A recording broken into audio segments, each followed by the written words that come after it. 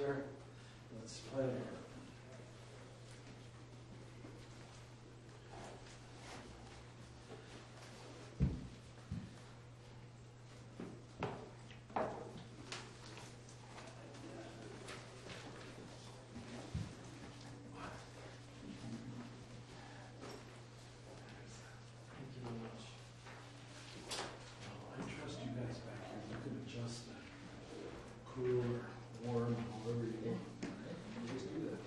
So we haven't gotten to the second side. Sure. Great, thank you.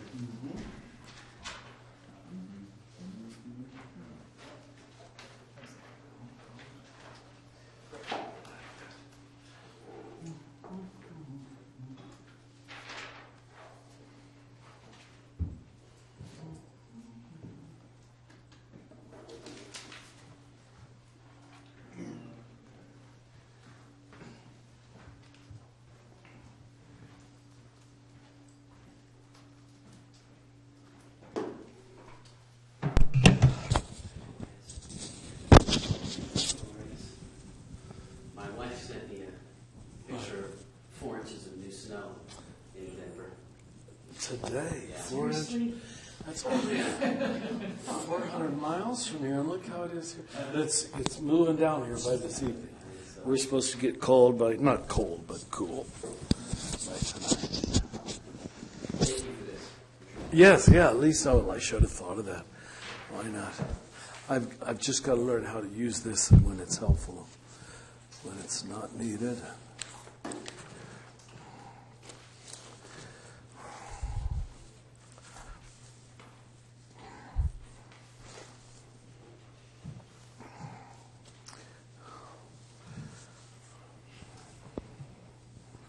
First of May, huh?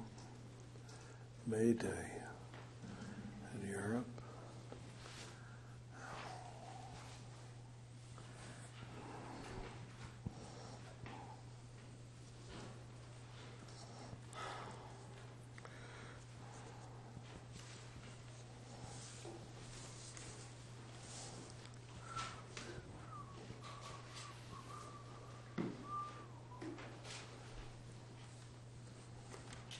Okay. AJ, would you mind just shutting that door, please? Thank you. Okay. So we can go over this second half of the paper a little quicker, but I'm just trying to show that there were always those, I'm sure, millions of unnamed people, usually through suffering, usually through the falling apart of dualistic thinking, that they had to become non-dual to survive. Richard, Yes. can I ask a question about the first half? Yeah. Do you have a suggestion or what happened in the 13th century, why there was such an explosion? You know, there was a book written, it's a really big book, called 13th, The Greatest of Centuries. Catholics loved it, of course, because they... but it was, I mean, as Franciscans too, that's our century.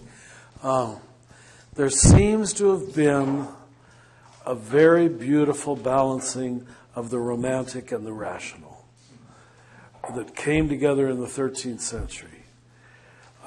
There's a book called, what is it called?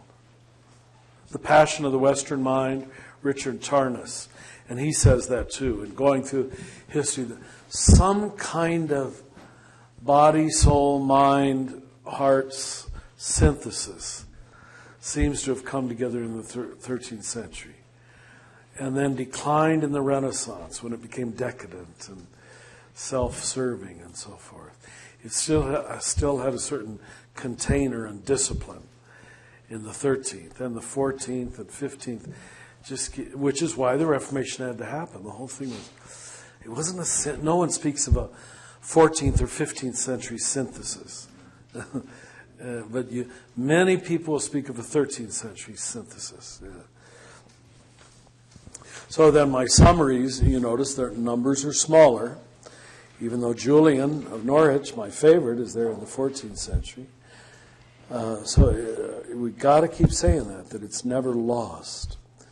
Nicholas of Cusa, who pretty much teaches the coincidence of opposites. Francisco de Osuna was the Spanish Franciscan. I have an appendix of him in Naked Now. He was the one that Teresa of Avila discovered when she was ready to give up on what was called mental prayer. So it's driving me crazy. Then she read Francisco, who had been one of the last Franciscans to teach it. But it's all there on how to quiet the mind, how to let go of thought.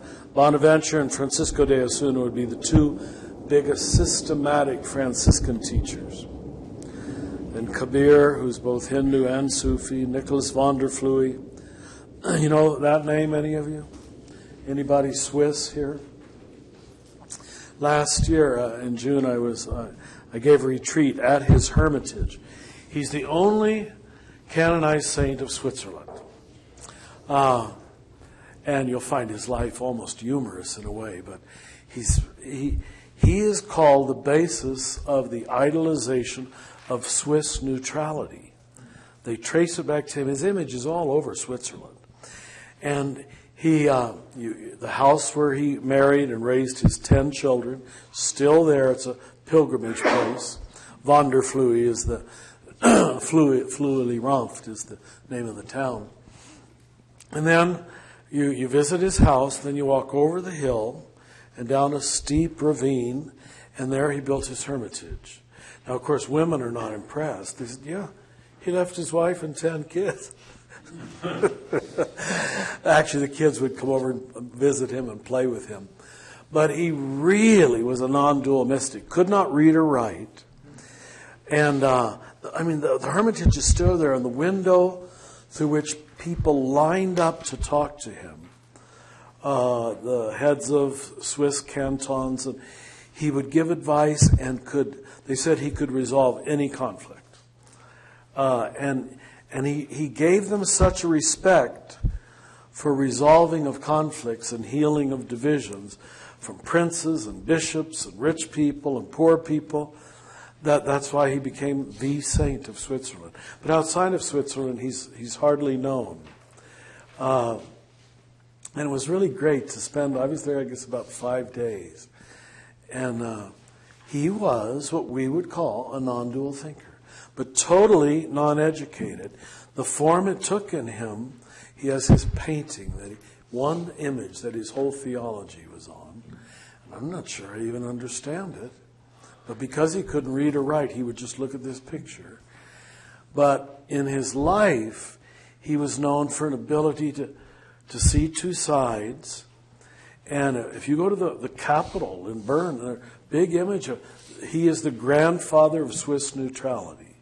Now, I don't know if you have to believe that, but he gave them the idea that you shouldn't take sides. Now, I know it's been self-serving since the last century, but there's still something there. You got to hand it to the Swiss.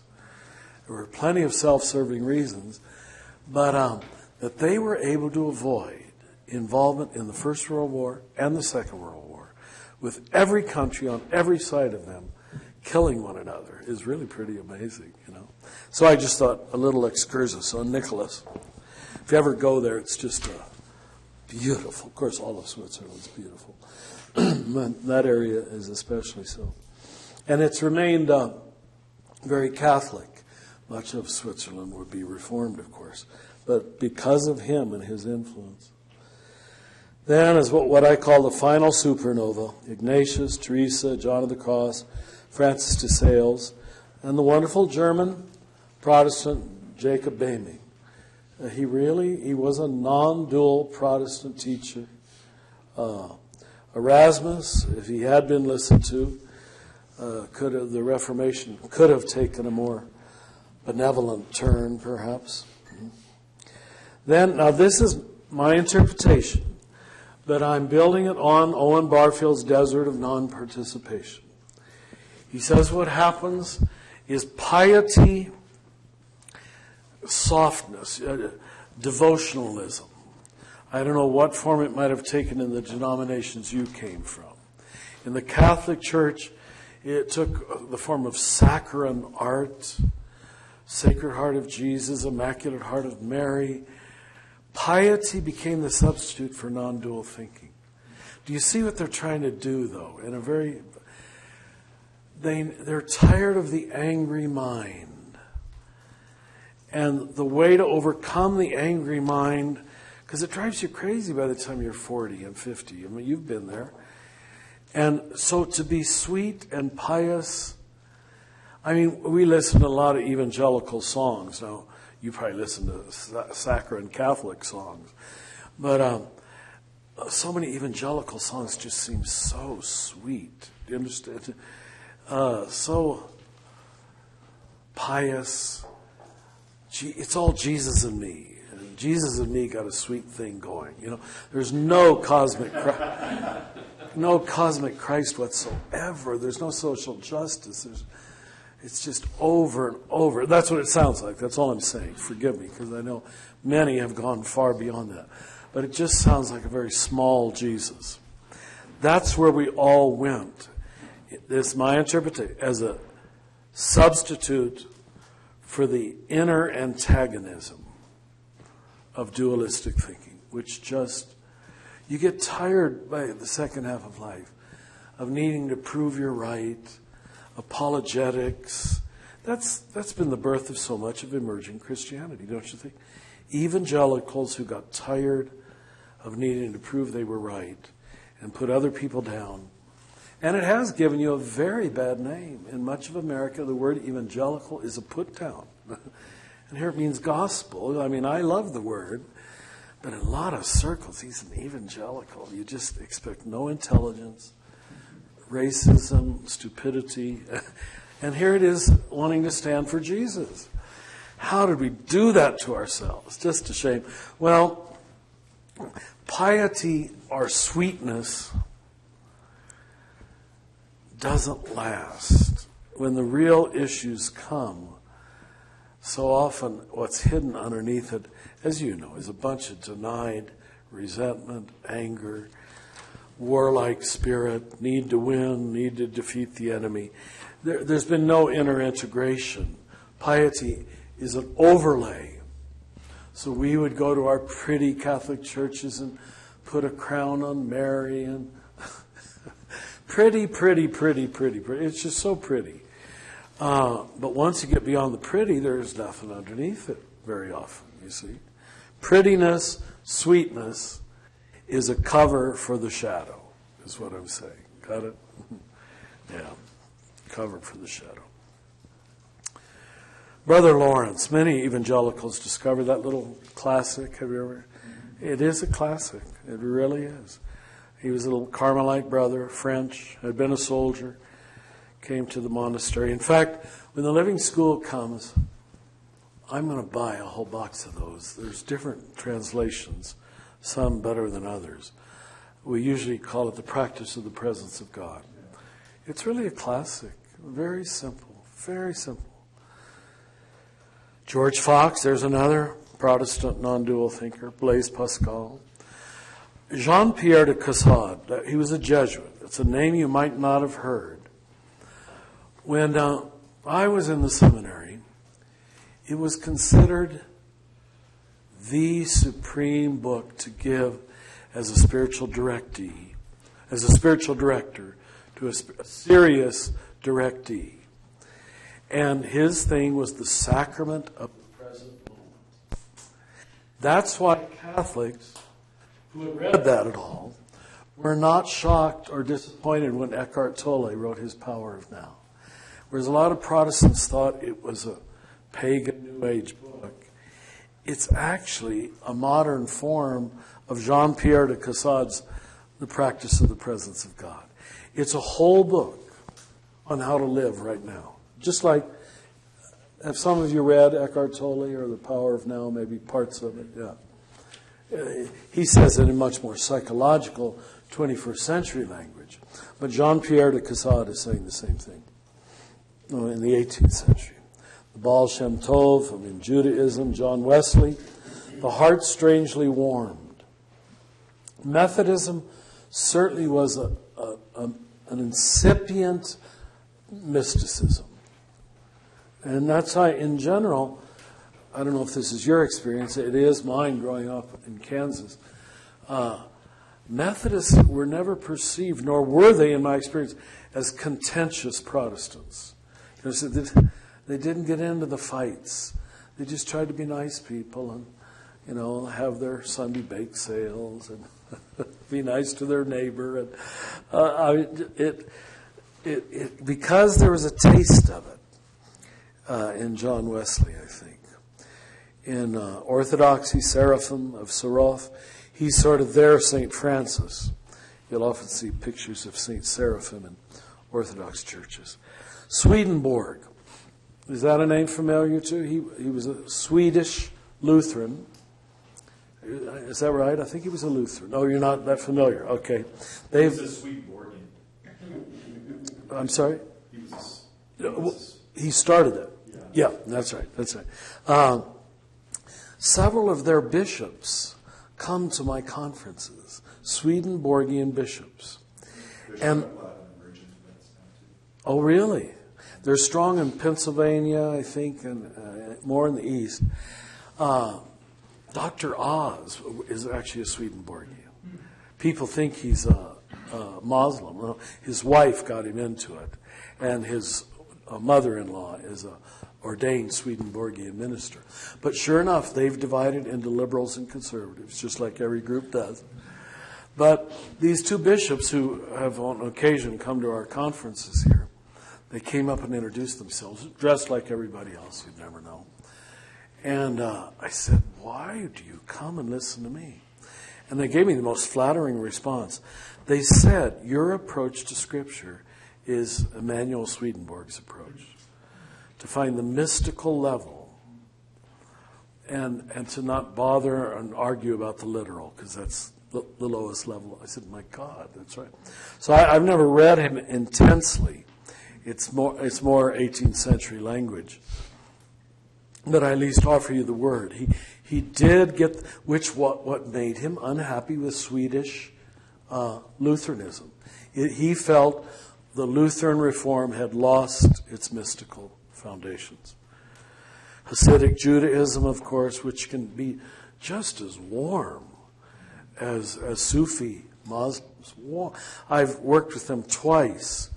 They sing, they're like charismatic Christians, you know, just the love of God and how loving the God of Israel is. It's all God's faithfulness. No legalism whatsoever that I felt. William Blake, of course. Then in the 19th century, Charles de Foucault. Now, those first two are Catholic names. Therese is one of my top 5 saints. Does that name mean anything to any of you? We call her the little flower. There's our sweetness. But it's because she called herself that. Therese was a French Carmelite who died at the age of 24. And she was committed to the science of love. How can I love perfectly in this situation? And why she's important in the Catholic realm is she reintroduces that God loves us through being little, not through being big. Through being wrong, not through being... It's the gospel as far as I'm concerned. And she along with Francis, are probably in the contemporary Catholic Church, are the two most popular saints, Francis and Therese. You'll see statues of her in every Catholic church. And if you're inclined, her story of a soul, her autobiography, is fascinating reading. You can't put it down. And she's been made a doctor of the church. She didn't even have a high school education. There's no precedent for that. Every other doctor is a high academic who put together, Calvin's Institute's kind of level of thinking. And she not at all. Just her spirituality of how you love. How you love God and how you love your neighbor. Charles de Foucault lived among the Berber tribes in northern Africa and was killed there, but a true non-dual mystical man. Thoreau, a more secular form. Wordsworth, we would call both of those nature mystics. Now, In the Catholic world, unfortunately, that was a put down. They were mere nature mystics. I hope I don't sound New Age when I'm saying this, but I believe mysticism is experiential knowledge of God, but also, on a secondary level, experiential knowledge of connection, union. And I know some people don't like this, but I am one with. They are at the level of unitive consciousness. Their avenue for experiencing that union will often be the natural world. To us who are believers, it sort of feels like second rate or third rate, or do they really love God? Well, I don't think you got to use the word God to be in love with God.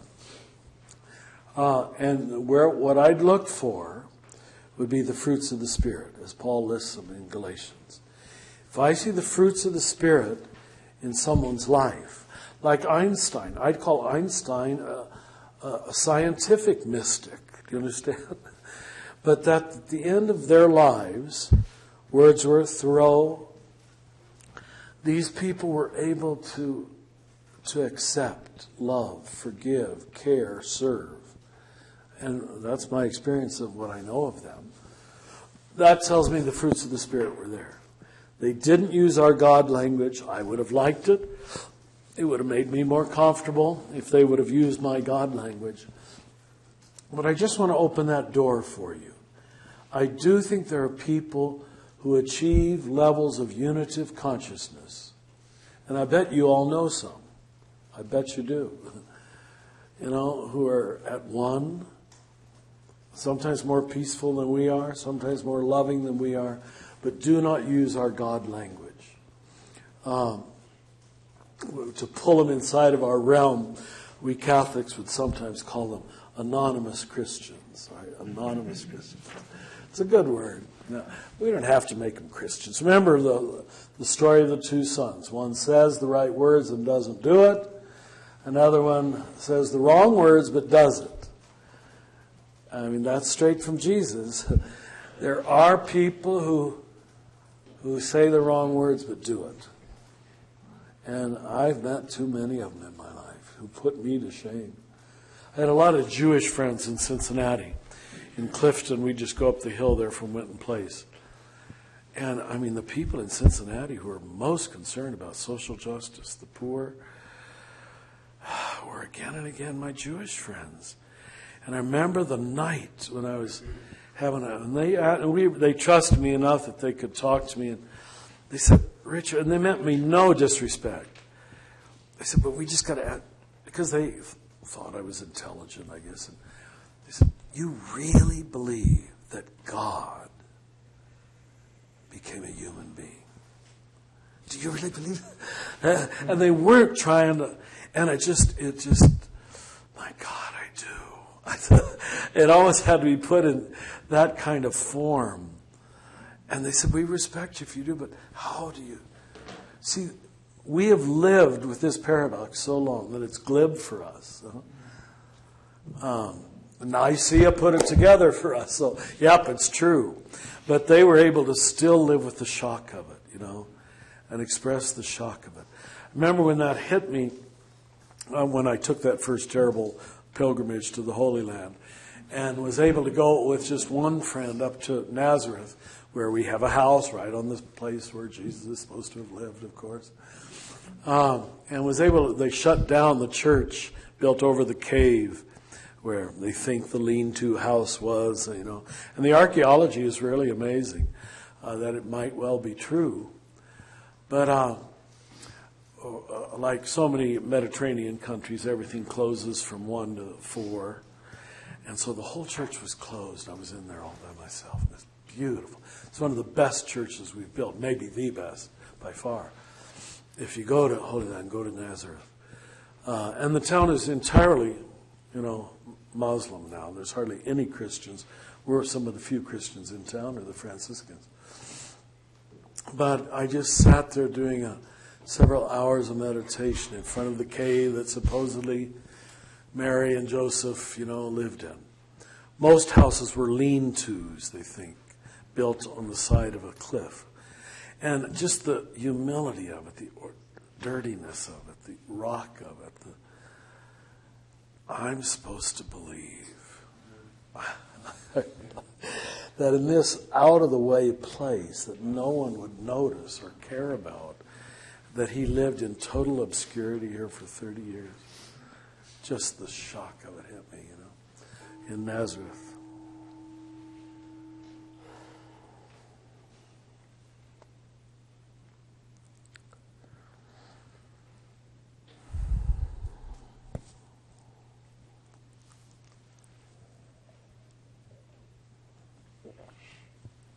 And then the 20th century rediscovery on all levels. I'm listing primarily the spiritual names, but there are continued scientific mystics, political mystics, like Dag Hammarskjöld. Did you ever read his markings? Do I have him in here? I hope I put his name in. Yeah, there he is. Read markings someday. This is a non-dual thinker, and he was, head of the United Nations. Really amazing human being. Friedrich von Hegel, who wrote on mysticism. Gandhi. Evelyn Underhill, who wrote the classics on mysticism. Thomas Kelly, Howard Thurman, the black man. Suzuki, Bede Griffiths, the English Benedictine who moved to India, died just a few years ago. Rilke, read Rilke poetry and just, wow, let him rearrange your mind. We have one of his poems at the beginning of Wanting, his first issue of Wanting. Elizabeth the Trinity, that was a Canadian Ursuline nun. Martin Luther King, Alan Watts, I had you read one of his books, Simone Weil. I emboldened Thomas Merton. I'm going to go visit again in a couple of weeks when I go down for the Dalai Lama event where he's buried. And I gave the retreat, as I told you, in 1985. But we can't underestimate this man.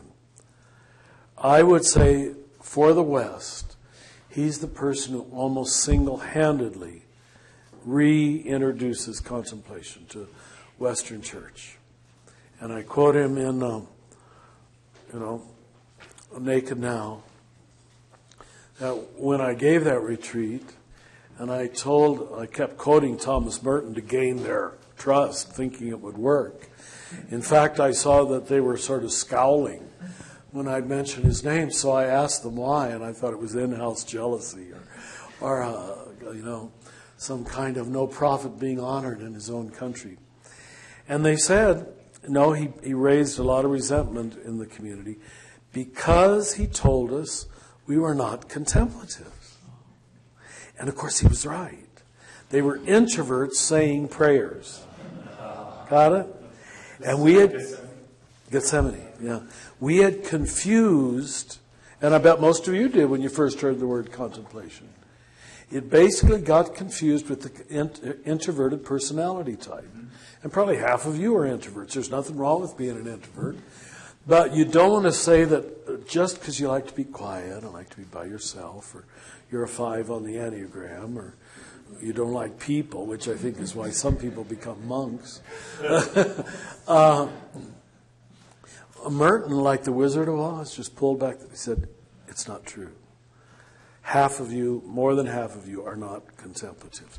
Well, imagine if you've given your whole life and you're wearing these beautiful robes and parading in and out of church, and think of yourself as contemplative, and the wizard comes and says you're not. I got to talk about him a little because he's certainly one of my top 3 teachers.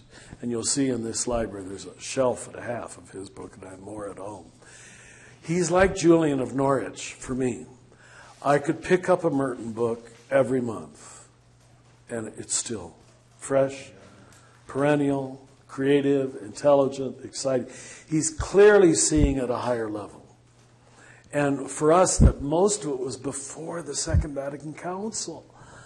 I mean, where did you get this freedom? None of us thought that way then, And he's already critiquing America. He's critiquing the bishops. He's critiquing, not in a negative way, though, in a contemplative way.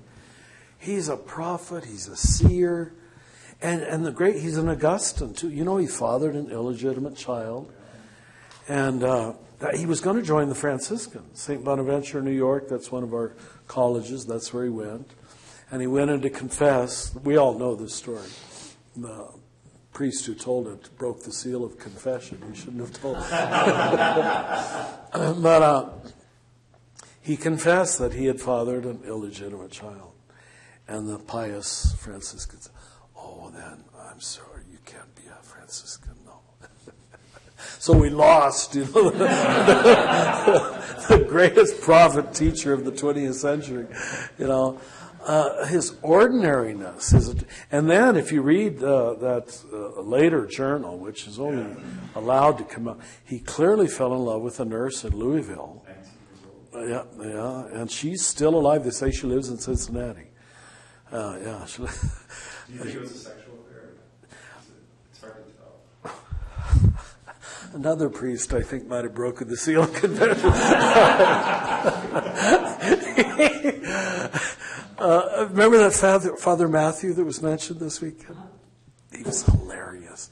He said all he ever did is he said he fell on her in a moment of passion and then got right back off. Something to that effect. But he came and confessed falling on her in a moment of passion. He said nothing happened at any great depth or breadth or meaning. He just wrote so ecstatically about it. I know. Well, apparently it was ecstatic. I think it was his final choice of union and the temptation for lesser union, perhaps, but maybe the doorway to that deeper union, too.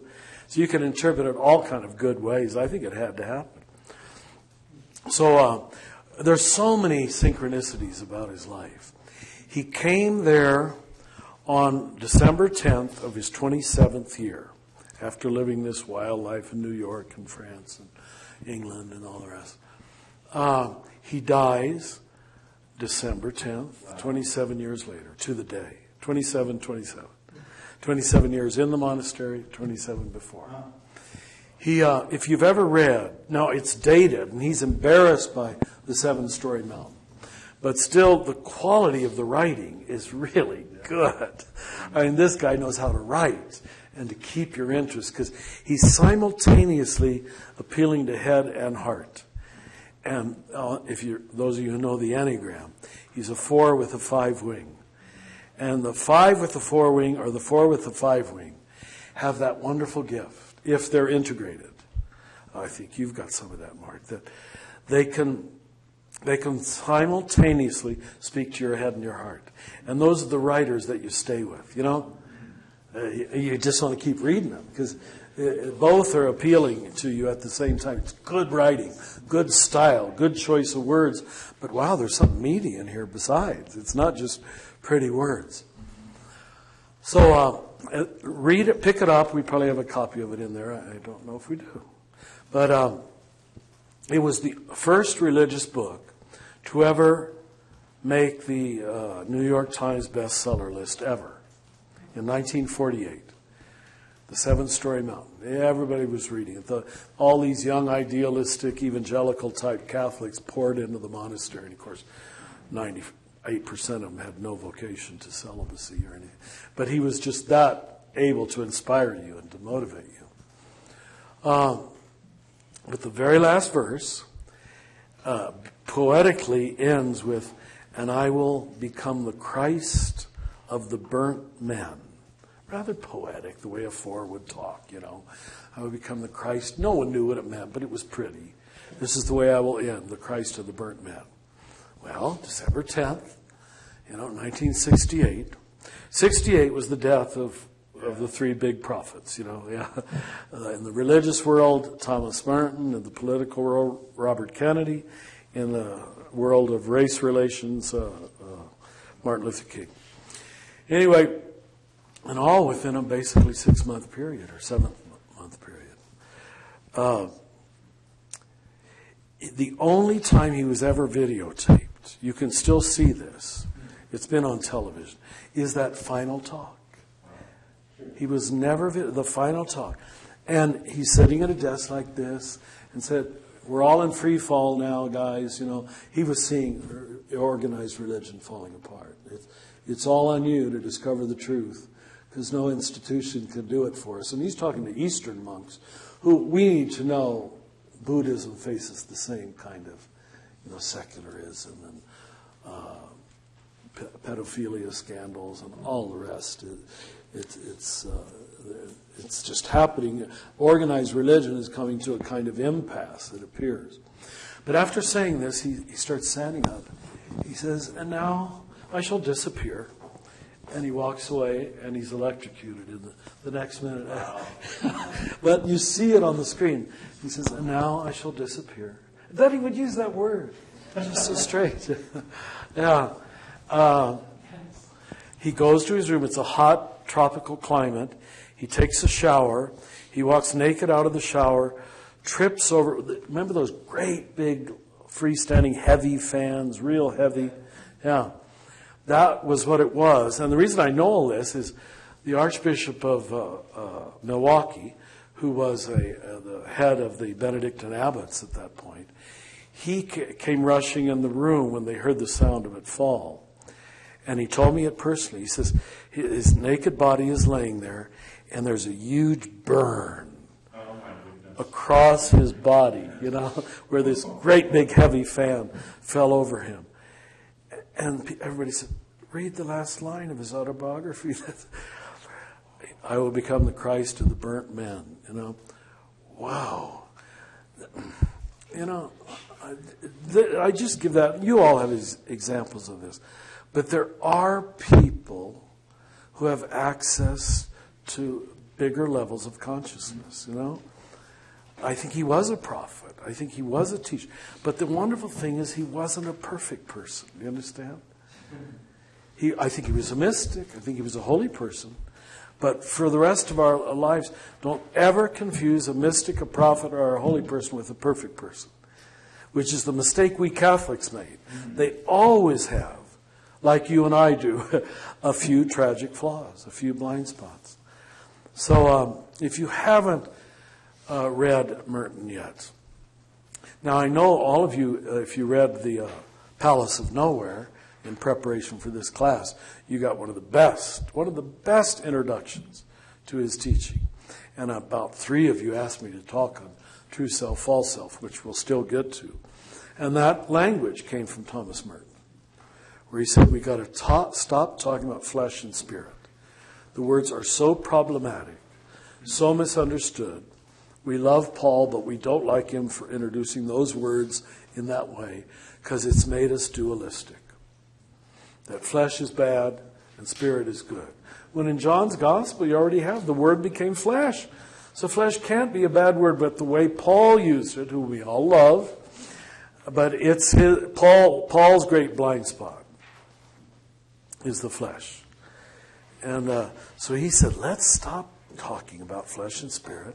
Let's talk about true and false. Because spirit can be true and false, and flesh can be true and false. You understand? There's such a thing as utterly false spirituality. You've all met earthy people. Did you ever read Eddie Hillesum? I bet you have. No. Oh, do. Oh, treat yourself. Eetty Hillesum. She was another one of these Jewish women during the Holocaust. Her An Interrupted Life is her autobiography. I've had women tell me it's one of the top 5 books they've ever read as a woman. But as a man, I very much appreciated it too. She will be 1 minute just having wild sex with her boyfriend and describing it not in an overly erotic way, but just owning, we had a good time in bed. And in the next hour, she's kneeling on the floor of her bathroom, just almost in ecstasy with the love of God. And both of the descriptions strike you as absolutely real. Do you understand? Jews don't have the sexual guilt that we Christians tend to have. Normally.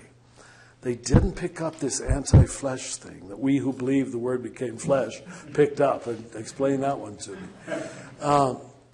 And I've met that again and again. There's a sense in so many Jews, sex is a part of being human.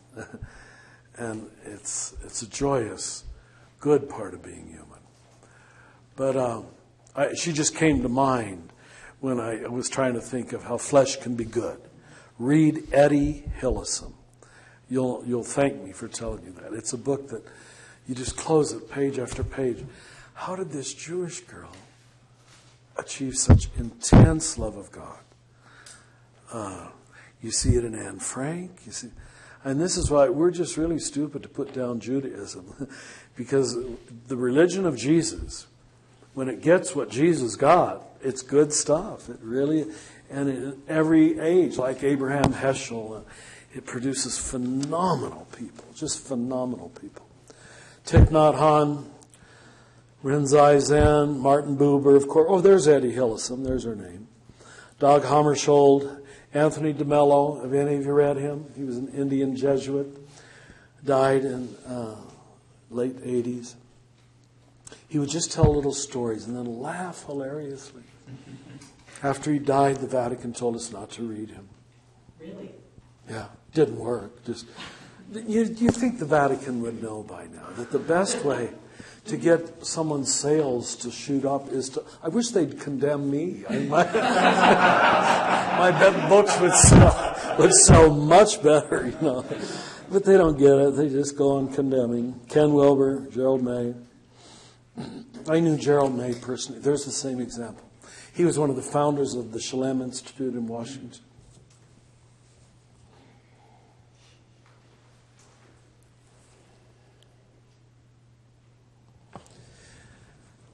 Gerald May was the half-brother of Rollo May. They both got doctorates in psychiatry. Rollo went more in the interest of psychology per se and wrote some fine stuff. You've perhaps read it. He's somewhat dated now. And Gerald went in the direction of spirituality. I was able to give Gerald May lectures in Washington twice now because they knew we were good friends.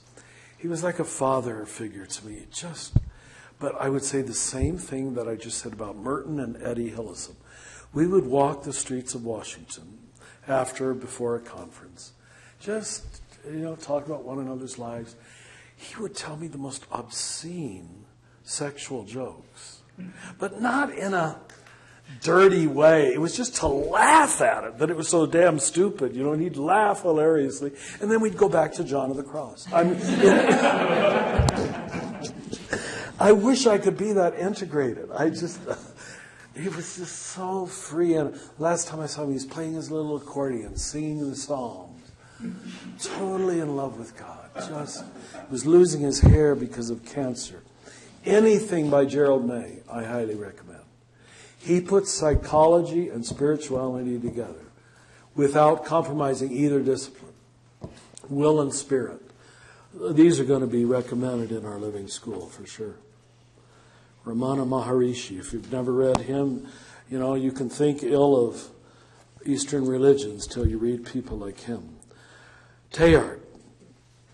Teilhard was a French Jesuit, a paleontologist, a mystic. Talked about he was Scotistic too. He loved Duns Scotus.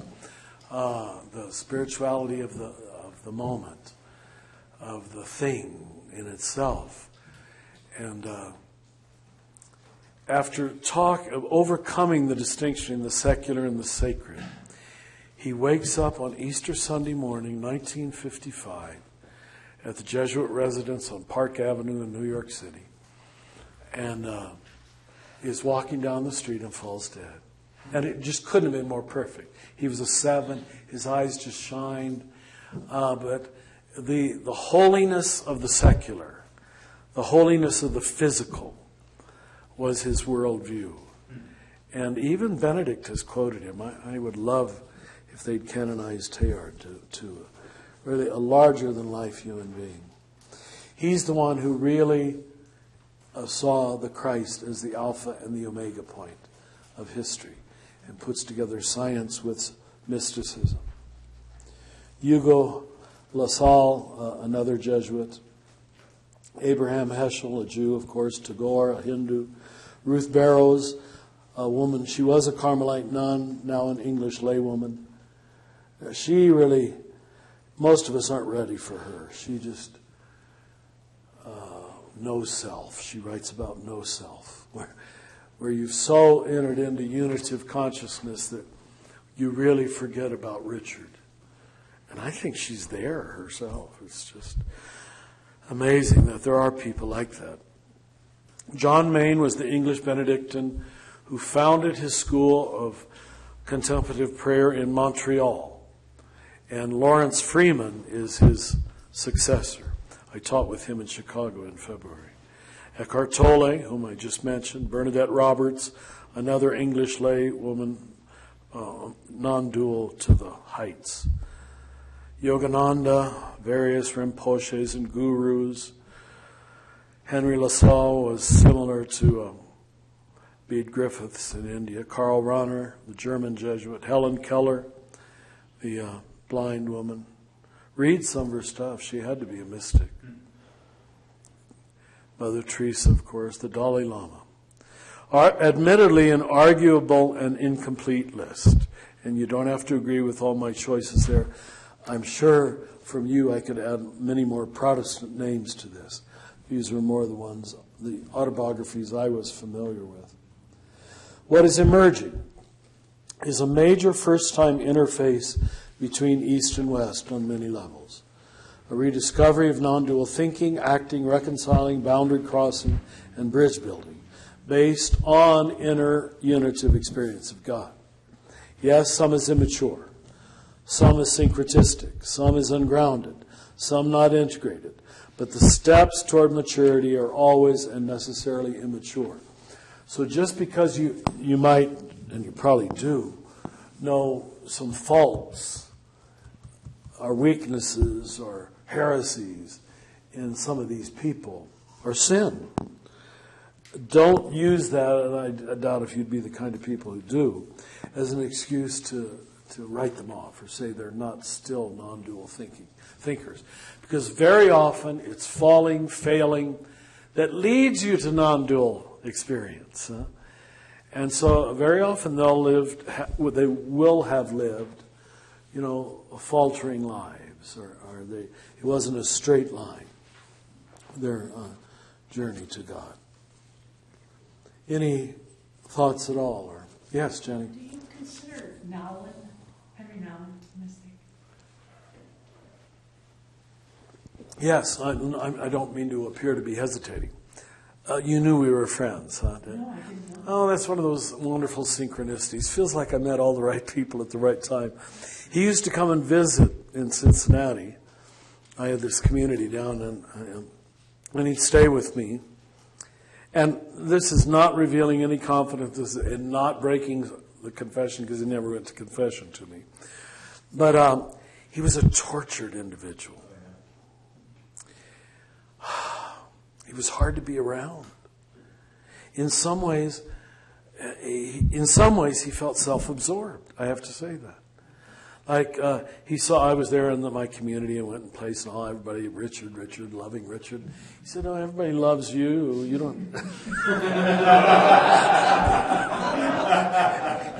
I don't have what you have. He says, "You have a community," which is why he went to L'Arche. He so needed a family. He was a 2 on the Enneagram. He was a gay man. And in his time, you couldn't come out. And this is all known. Again, I'm not revealing confidences. So the unfreedom, I think, to come out of the closet, being a natural spiritual genius, that struggle, and with his own neuroticism, I do think he was a bit neurotic. Whatever neurotic means, I guess it has so many different levels to it in all of our lives. But you could not love him. He's probably like Madonna or some of these figures that they say, or Marilyn Monroe that they say are so vulnerable. They're so screwed up and messed up. But you can't help but love them when you're around them. Well, that's the way he was. I never compared to Madonna.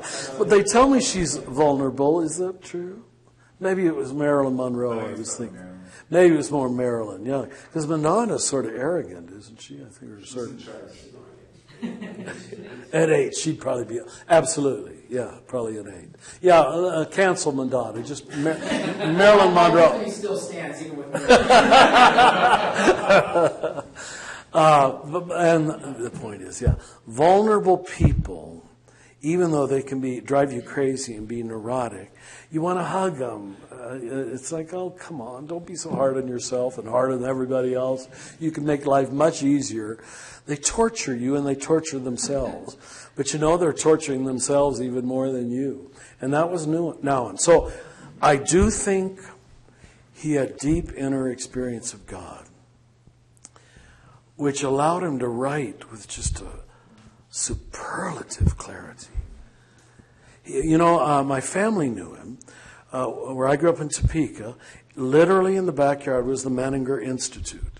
Now that's where people, rich people, famous people used to go. That's where he studied. So here he was at our parish church having Mass on Sunday while I was in the seminary. I never saw him, but my family was always raving about his sermons. This was before he was famous. And I do think he, without any doubt, achieved experiential knowledge of God. And if that's my definition of a mystic, yes. And his ability to reconcile human relationship issues and conflicts in his books, that was his non-dual way of doing it on a very psychological level. Because that was his education that he got at Menninger's, was pastoral counseling, a doctorate in pastoral counseling. He never got very good at English. If you ever heard him, it was hard to hear. His Dutch accent was very strong. But a gifted man. I mean, if he had written nothing else but The Return of the Prodigal Son, that will stand as a classic. Most of us listed in that book, the top 25 books. I was on the committee. He was voted for by everybody as one of the top 25 Christian must-reads. But I can tell you, that book was written out of inner torture. He had a terrible relationship with his stern Catholic Dutch father. He had what we call a father wound. And in fact, that painting that Robert Lentz did of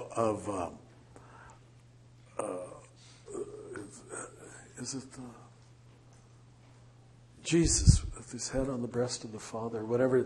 Nouwen asked him to paint it so men who did not have a close relationship with their father could gaze on it and be healed. Yeah, it's a beautiful painting, it really is, because it's an alienation many men, and I'm sure women too, never get over, never heal. Do you Yes? think that inner turmoil and torture, is that what helped him be able to unlock kind of belovedness? And Yeah, really, you got it. It's the force that helped him unload all And he that. even gave us the term, the wounded healer. That was one of his earliest books. There's the insight that all of us have kept. That he says the only healers are wounded healers. That you almost have to have suffered the pain yourself to be able to be an instrument for the healing of other people. Yeah. So you answered, you're absolutely right. There's a direct line between his tortured, self-hating. Well, you heard the definition I gave you yesterday. He said, I can see the street I'm walking on in Winton Place in Cincinnati. He says, Richard, in his Dutch accent, original sin is humanity's endless capacity for self-loathing. And it came out of a self-loathing man. And he did. He'd dip into it. And then he'd get very egocentric and narcissistic. But then all he could care about was other suffering people. Do you understand? So I would call him a selfless man who was self-absorbed. Isn't that? And there's a direct line maybe between. Don't we all see that in ourselves? So you correspond with 500 people on a regular basis? I've got some of these letters, yeah. And spend all his honorariums on flowers. Sending, yeah. Twos love to send signs of love. They love to be loved. But he's the one who wrote me. I was already living here in Albuquerque, and he sent me a letter. He was good at letter writing, and told me I should stop teaching everything else and just teach contemplation. I didn't follow his instructions, but I probably should have. Do you think it's easier to honor people you should have known personally? In this case? Yeah, not just with him, but I've heard that from other people who knew him as well. But It's both yes and no. Yeah, the aura has been taken away that probably we project onto all of our heroes and celebrities that you couldn't enjoy if you really knew them, whatever your celebrity is. I've been in the speaker's lounge for so many years now, and I can't tell you the amount of public speakers I'm disillusioned with, meeting them personally. And they still get up and say wonderful things, you know? When Marianne Williams said, nothing against her, she came here, we had her. First, she would only come for $20,000. We said, well, we're a charity organization. Well, we whittled her down to 10. And then she said, when she entered her room, she wanted a plate of figs, a plate of blanched almonds, and a plate of olives waiting for her, which wasn't hard to accomplish, but it was just like waiting on a queen. The whole unbelievable, and yet, I mean, I'm not putting her down. Her teaching is really good. I don't think she has the Christ Center that a lot of you would have, but all of us have, you know, our prophesying is imperfect. Mine too, believe me. Is it time to break? Or 5 more minutes. I was just, it would be interesting to brainstorm what some of the Protestant. Yes. A.W. Tozer would be one. Yeah. Let me write it. A.W. Tozer. I've heard that. The pursuit of God. A.W. Tozer. Okay. Preacher from Christian Missionary Alliance preacher from Chicago, 1940s. Never went to seminary. Never went to Read seminary. Shakespeare in the Bible on his knees. Well, I want to read about him. Yeah. Frank Laubach. Oh, Frank. He led a literacy movement. L.A.U. L-A-U-B-A-U-C-H. Mm-hmm. He's Dallas Willard's kind of. Oh, mentor. sure. I see. Yes. I think Willard. Yeah, I met him at Fuller. That's the only time we ever met. Corrie ten Boom. Corrie ten Boom. Yes, I would agree. We all read her in the charismatic days. Is it getting warm in here? I feel Yeah, why don't you turn it on just a little bit? Anybody else that comes to mind? I can't quite put Lewis in there. C.S. Lewis. Yeah. Did he get to the mystical after his wife died? His book, Till We Have Faces, makes me think he was, but a lot of the other ones don't. Even though I love his writing, he's one of my Of course. I wonder if his intellectualizing didn't block him. But maybe we need to read the books at the very end of his life. After the fictional books that kind of really push to transcend the scholarly work. I mean, he's able to do both. And I think out of that, I'm not debating that he would be or would not be, but for me, that goes to those parables, those Zen parables that obviously they were, novels and the science fiction novels that he wrote. And those of a sense of trying to get people to understand God on a higher level without quoting Scripture. Yes, without quoting Scripture. What's that wonderful woman who writes those science fiction? Yes. Certainly some of those are non-dual, aren't they? Is she still alive? She died. Yeah, she does. That's right. A couple. Okay. But she would be from an evangelical background, probably, huh? I think. Yeah. Episcopalian. Okay. As you talk about Lewis and allegory and non-dualistic thinking than allegory, or is it just? They do say to try to allegorize a myth like they do with that one parable in the New Testament, the seed, is to always cheapen it. It's the dualistic mind overtaking the non-dual mind. So I think you're absolutely right. You told me you got very upset with Lewis's allegories. Oh, okay. There was contention there, and therefore. Oh, how empty. Yes. Wow, that's... Can I ask so if we're going to include Lewis because of the fictional accounts and works, what do we do with Flannery O'Connor?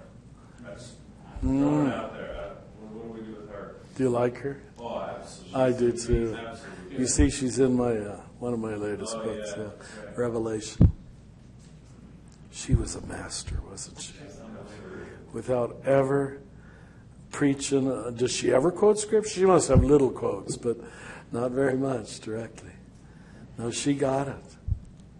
I didn't see Madame Goyon. Oh, there's a definite loss. Yeah, you're right. Yeah, but I was also thinking John Muir, maybe he's better than yes. And I've heard some people talk about, I don't know, about Jack Kerouac as an unconventional. But John Muir, do you know they claim that he had the New Testament memorized? He could foresee things, like wander in Yosemite and go, today I'm going to meet my professor from college, and stumble into it. Yeah. Would you put Michael Berry in that category? I would. Isn't he good? Did you read his recent positive critique of Christianity? It was just sent to me about 3 days ago. Wow. It's. I'm sure you can get it online. Do you know what it's called? Let me look it up. I'll go back to my room during the break. I'll go back to my room and look it up. It's good. It's real honest. Like and he starts more negative. Why so much of the world is given up on Christianity, but then he ends like, here's what the world would not have without Jesus and without Christianity, and it's good. Okay, I'll find that at the break. Any other names that come to mind? I think I'm going to add Flannery, though, too. You're right.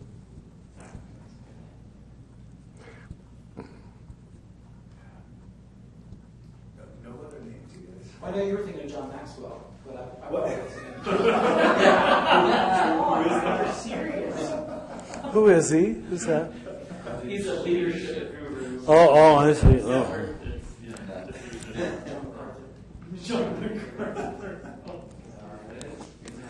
Have you studied Flannery O'Connor at all, or just read her? Just read her and talked with people who have. Uh-huh. You know how the peacock is very often the image of the apparition of Christ in the story. And I don't know how many of you gone over to our other house, but right behind it they raise peacocks. So we often, when we prayed over there in that little chapel, we'd come out and there would be the peacock in the tree, sometimes with the tail spread. I hope you get to see it while you're here at least once. But I could always think of Flannery O'Connor, the Christ apparition. Yeah, she's good. And I gave the retreat there at Conyers, Georgia, where the monks, she used to go there a lot. And the peacocks on the grounds are the descendants of her peacocks. Oh, wow. Yeah, so they hold on to her through those birds. Very appropriate. Yeah, isn't it? Yeah. I put Parker Palmer in that list. He's amazing, isn't he? Yeah, you'd have to say he's a non-dual thinker. Yes, you'd have to say that. I guess an observation that strikes me, obviously for Protestants, we lean really heavily on that. Like anyone who has interest in, I think, mysticism ends up reading Catholic authors. But like with Merton, I saw him moving east, and in Protestant Protestant folklore, maybe Catholics talk about this too. He was electrocuted because he went too far. Oh, yes, that was said. But I wonder if there are examples of Eastern mystics moving west. Like maybe West. Thich Nhat Hanh has a Catholic. Yeah, living in Catholic France, he'd have to pick. That's a very worthwhile reflection. Because I spend I have this good friend who's a Zen who has received Dharma transmission and is a Zen priest and actually runs a Catholic order house now. It's interesting. But East needs West. Like we need presence and narrative. It seems like I'm really interested in what. I don't think it's all East. Oh yeah. When you've started with the emphasis upon epistemology, metaphysics bores you because it feels like it's an entrapment. Yeah. You understand? Whereas those of us who start with metaphysics, which is more Western Christianity, we're sort of attracted to complementing that with cosmology. Yeah. I mean, with epistemology. Yeah. That'd be my understanding of why we don't see it happen as much the other way. Because we don't. We don't see that many Eastern religious people become Christians. There must be some wonderful examples. But I have friends who have moved from like Tibetan Buddhism to Syrian Orthodox Church. oh, Because it's just old enough and obscure enough. We were talking about Hindu, Suzaki Hindu, who's a Japanese Catholic. oh, And that was his Yes. ongoing should issue I with add that, his? the suit the Catholic suit that he would wear just never felt right. And his struggle with Catholicism, with Christianity, which he held to the end, but he really struggled well there. We talked about his book Silence. Silence. Yeah. What's his name? Suzaki Hindu, ENDO. ENDO. Read Silence. It's an unforgettable book. Yeah. And Martin Scorsese is doing. He's going to.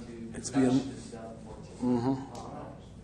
It's a literary classic. oh, it is. But it's one of my top 5. Yeah. There's a South Asian I know, Sadhu Singh, who's released. Oh, I've seen it written. Yeah. He's interesting. Sadhu Singh. Thomas Keating belongs in there, right? I think so. We have this terrible Catholic habit of not canonizing people till they die. He just contacted his hair last week, and he's 94, is it now, or something like that? Sorry. Mako Fujimata, who the artist, he had the NEA back when Bush was doing it. He's a Japanese Christian novelist, paintings going back to utilizing ancient Japanese meanings and ways. But I don't think either of them left. Like Buddhism became Christians. There's something. Oh, Dietrich Bonhoeffer. Oh, yes. Oh, he should be a saint. Yeah. Well, he is a saint, but I mean, by our silly categories, yeah. I've spent time researching Zen in America because it's a very Californian thing. And one of the interesting things is that people like Gary Snyder went back to the poet Gary Snyder, who's friends with him, went back to Japan to try and get to the roots of practice, and no one was practicing Soto Zen back there. There's the temple, and you just do weddings. Going through the motions. Yeah, I was in monasteries like that. And then, And they even know they're doing that. We're just going through the and motions. so there was a guy, Suzuki, who was sent to San Francisco, and he just had to, keep up a little temple for the immigrants. And these 60s kids started coming around and wanting to learn, and they took a lot of them, grew up Jewish or Catholic, and they took on the just sotos and just sitting practice, and none of the mythology of Buddhism stripped everything down. So it's like a Protestant version. Yeah, gotcha. Of Buddhism or something. Stripped it all down. So there's very few statues and plain and simple forms.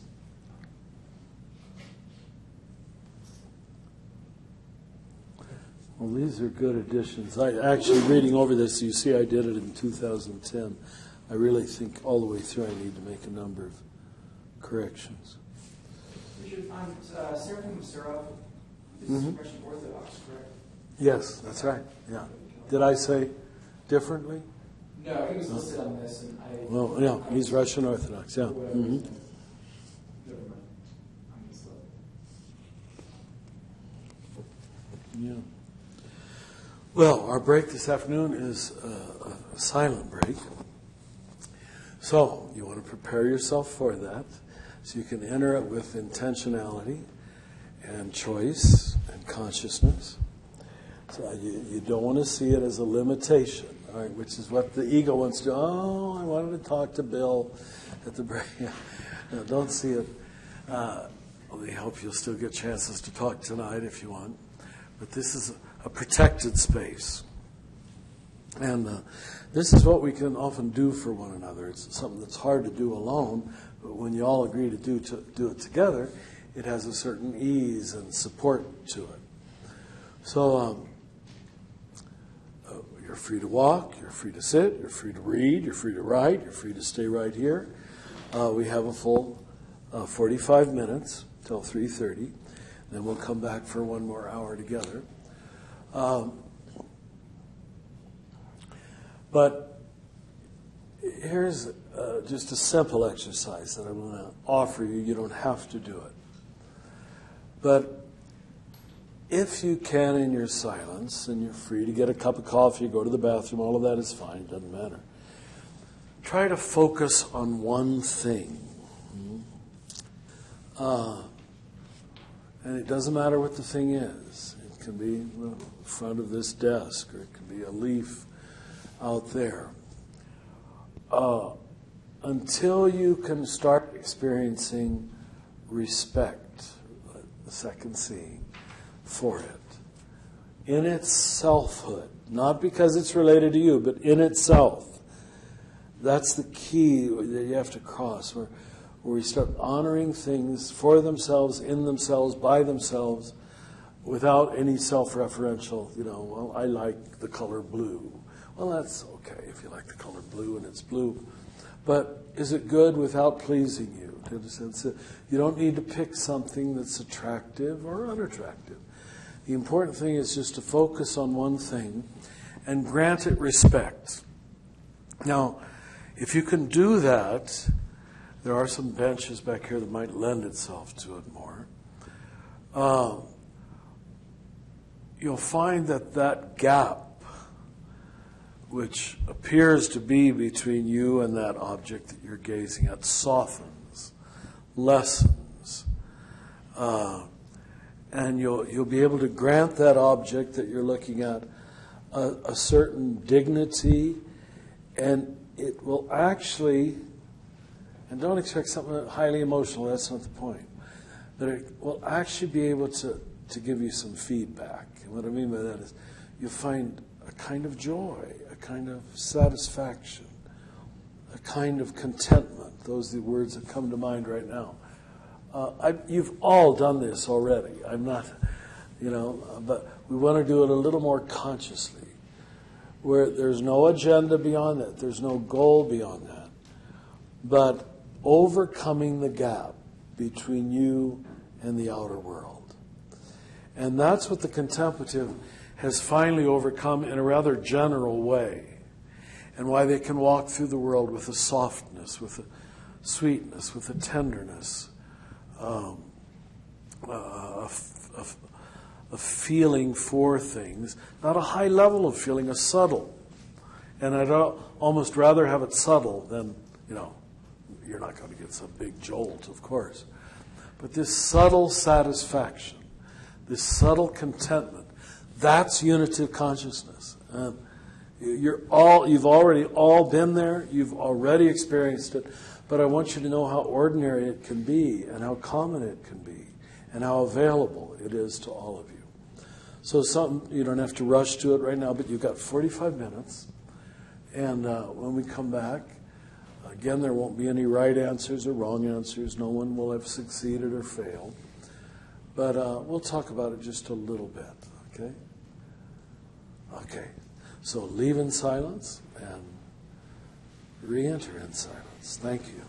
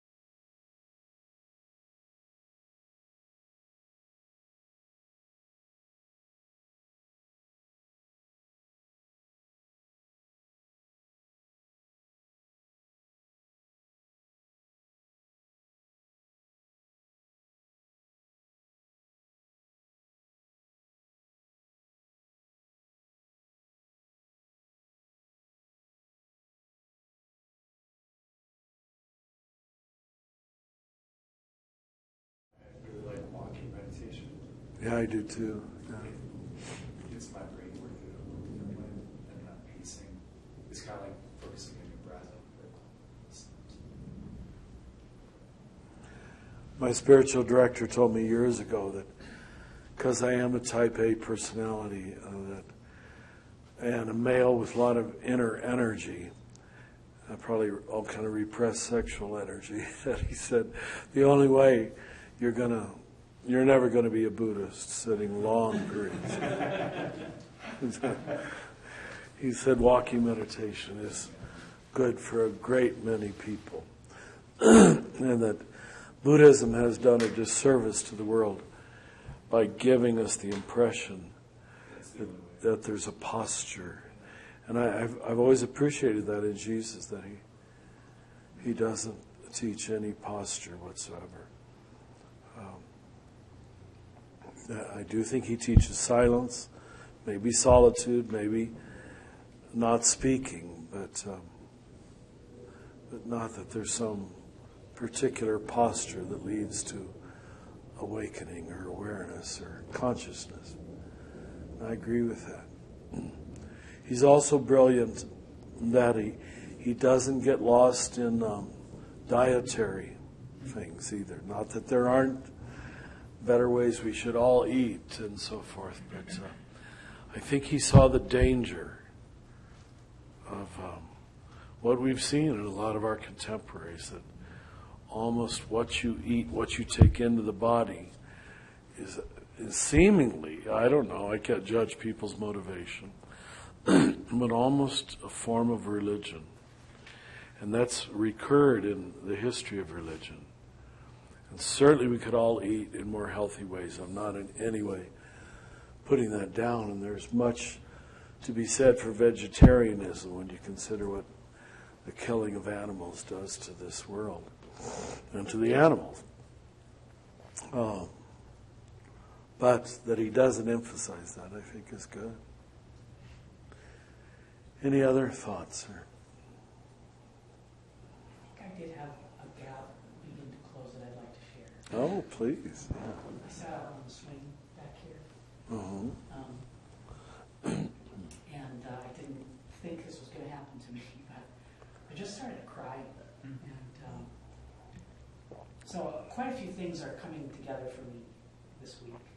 And sitting back there is what I think began to close the gap for me.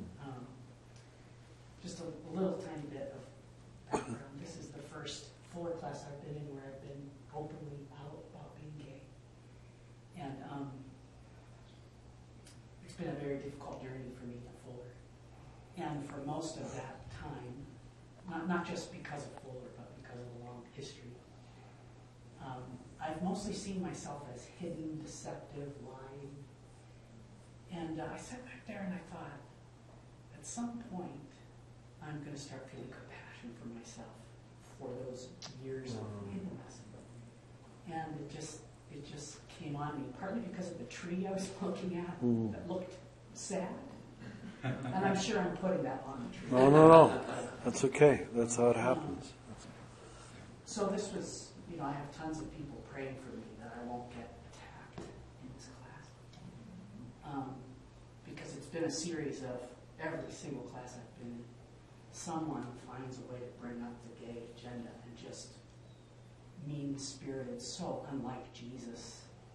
Like even if I'm wrong, it still would be a wrong way of attacking. And not knowing that I'm sitting in the class, I've often wanted to say aloud and never had the courage. Do you know there's one of those sitting right here with you praying? So I had intended to share that, but I didn't want to go by without saying that. Thank you. That means a lot.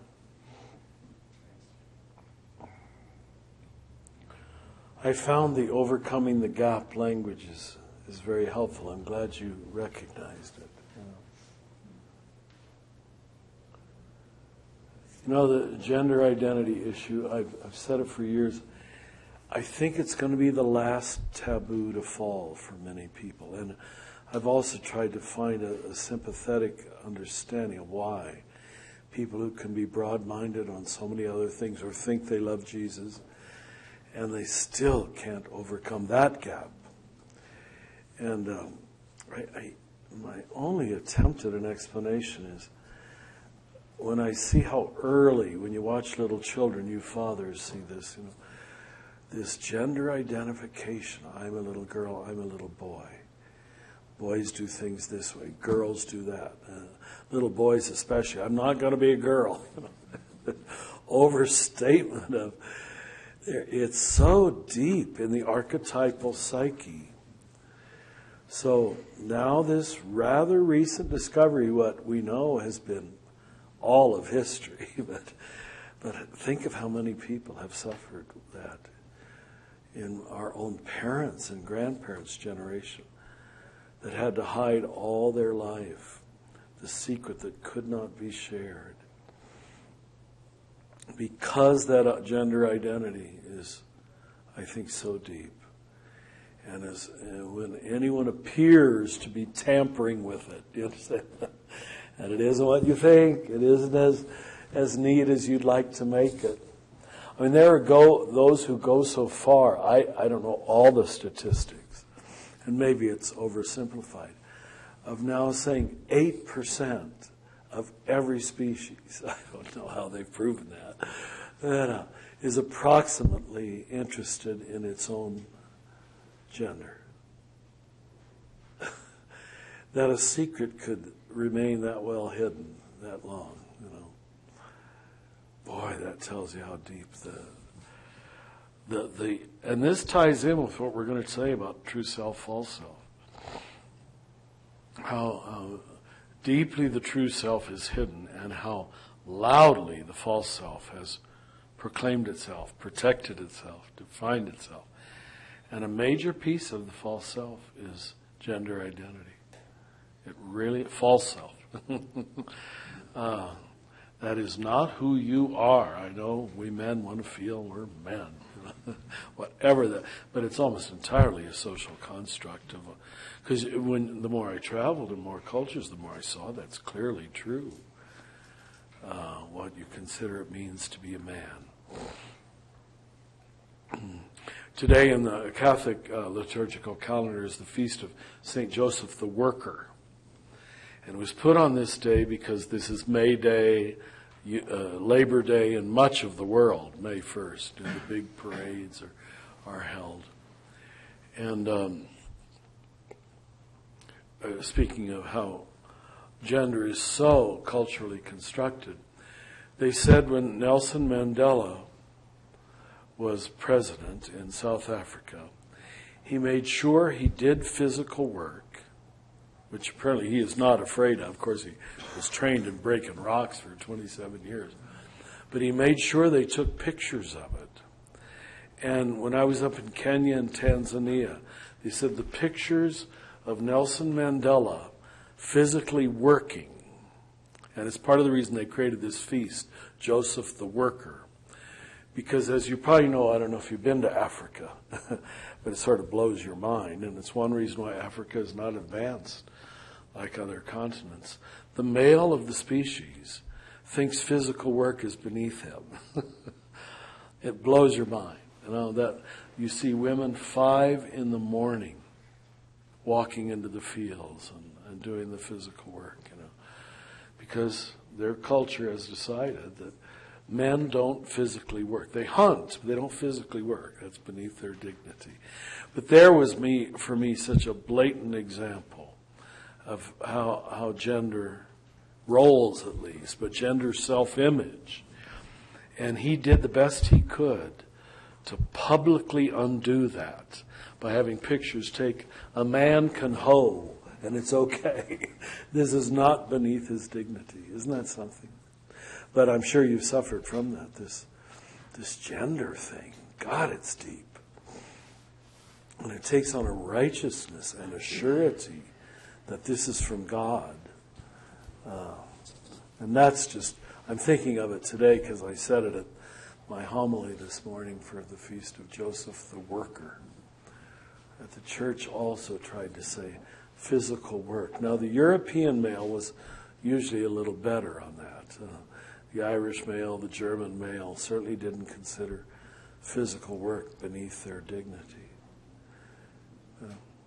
Thank you for sharing that.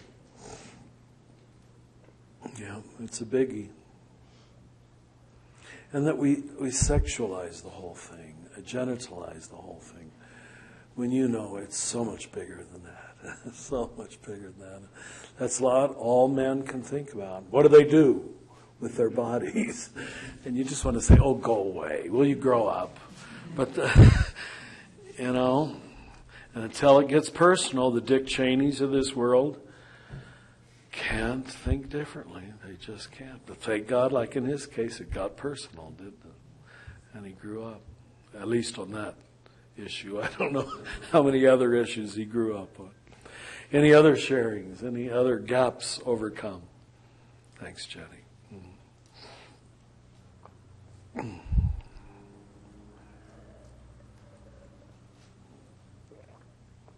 Okay, what I thought I'd do in this remaining time was use what a lot of you recommended, that we go deeper into the true self, false self. Now, since we at least touched upon experience, touched upon scripture, nothing comprehensive, touched upon tradition, to use this concept of the true self. How do we know this isn't modern psychobabble, you know?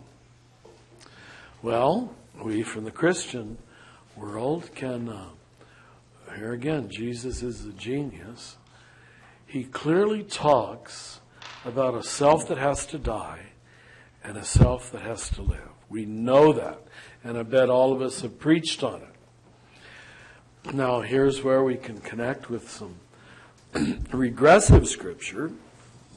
As much as I love Paul, I wish he had not used the word flesh, because when we heard Jesus, there's a self that has to die, 9 out of 10 Christians concluded that the self that had to die was the fleshly self.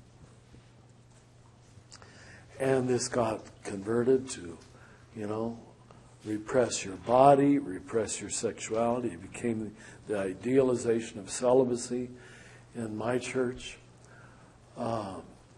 It also became the repression of emotion. The body self, the emotional self, the fleshly self was deemed to be inferior. And it made a good target, because we now have overwhelming evidence, not just in the Christian world, but in other world religions. The body was deemed to be the inferior self. And the assumption being that for some reason, and we did see it die, so it was a ready target. We see it get sick, we see it get old. So it was easy to position for the inferior self, the self that had to die, had to go. So most of us, I certainly did, interpret, unless you lose yourself, you cannot find yourself, in terms of the easiest distinction of all. Body had to die, emotions had to die, sex had to die, physicality had to be punished. Now we know it is the body self that does tend to carry our shame. And why even the secular world, gotcha. If you want to get somebody, expose their sexual sin. As recently as Bill Clinton. Isn't it amazing? And we let our politicians, our priests, our popes get by with arrogance, greed, vanity, pride, ambition, unquestioned, as long as we didn't catch them with some bedroom story, So, but I bring up the Bill Clinton thing because it's that recent in secular, sophisticated, so-called aware America that we really don't care that much if presidents are greedy, ambitious, self-serving, vain, deceitful. We'll forgive that they lied to us about wars and created wars and that is forgiven, but just a cigar story, apparently, from the White House, and Bill Clinton is about to be impeached. It's really, that is a recent example of how the culture in general still holds prejudice, dismissal against embodiment. And that's where you can shame people. So much easier than anything else. Huh? And it took the pedophilia scandal to shame the church. Priests could be proud as devils, and arrogant, and treat the lay people with arrogance. And we were quite willing to just overlook it, endure it, put up with it, tolerate it. But once we discovered there's physical sin, sexual sin, that did us in. So I'm grateful it at least exposed some of our arrogance. But so we have this in Scripture. We have misuse of words, or misinterpretation would probably be better, of words, flesh and spirit. What would be better understanding Paul's word? It's easy. Ego. Every time Paul uses the word flesh, just you put in the word ego, and I promise you it'll work 95% of the time. I know it's a modern psychological word based on the Latin word for I, largely developed by Freud, but it works. In other words, and then since I just talked about Merton so much from the tradition, I don't think a lot of the tradition got it. We knew there was a deeper self, a God self, a Christ mind, but we see it in so many of our Catholic saints, this antibody. And you do see it in the Desert Fathers, punish the flesh, make the flesh suffer, and the spirit is supposed to automatically rise. This is something that just held on, because people couldn't get beyond. You don't find antibody in Jesus. You really don't. Here's where our Jesus is just so good. Cynthia Bourgeot, who's going to be one of our teachers right in this room, she really does a marvelous exegesis of that one line. There are eunuchs who were made so by men. There were eunuchs made so by others. There are eunuchs who have chosen to be that way. Only when one gospel is this. Is it Matthew? I'm not sure. I think it's Matthew. And let him accept it who can. She develops, what is the it that line is referring to? And then she takes the whole thing apart. Sees there's no great assurance that this is referring to embodiment. But basically, you could say the entire theology of Orthodoxy and Roman Catholicism, which reflects the first 1,500 years, we developed an entire antibody body, eunuchs being inferior. That's what we are, spiritual eunuchs, useless people. It's actually a negative term. You breeders are much better, That's much more the will of God, it seems, who are breeding the next generation of children. And yet this idealization of not breeding, not continuing the human race, came to be seen as the higher call. Except, and again, this is a great contribution the Protestant Reformation made. It stopped doing that. It just stopped believing that. But she claims and makes a rather heavy case that it was all developed from this basically one line. Now, the imaginal causality came from, of course, we can't deny that Jesus didn't seem to marry. And we can't deny that Paul didn't seem to marry.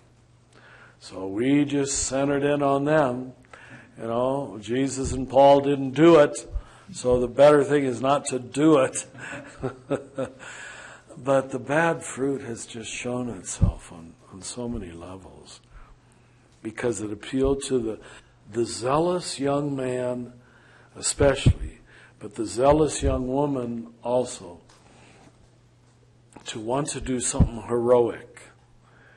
It appealed to first half of life spirituality, the need to do something heroic. And you were probably all there when you were young. I'm convinced after trying this, living this for so many years, and visiting different cultures, I do think that a place of chosen chastity, celibacy, use whatever word you want, is probably very good for a limited period. You see it when you go to Burma or Thailand, that every young man's got to be a monk for 5 years or 1 year. Now they've whittled it down to 3 months or something like that. A chosen celibacy to teach impulse control, to give you boundaries, to give you discipline. Because you men, since we're mostly talking to men in this room, forgive us, but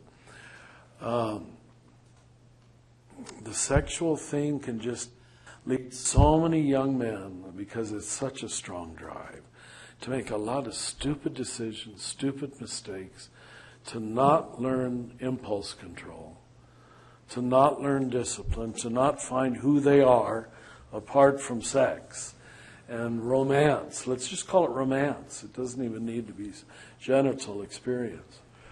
And to say, let's just shelve that for a while and find out who you are apart from the world of romantic encounter and genital encounter. That's probably very good.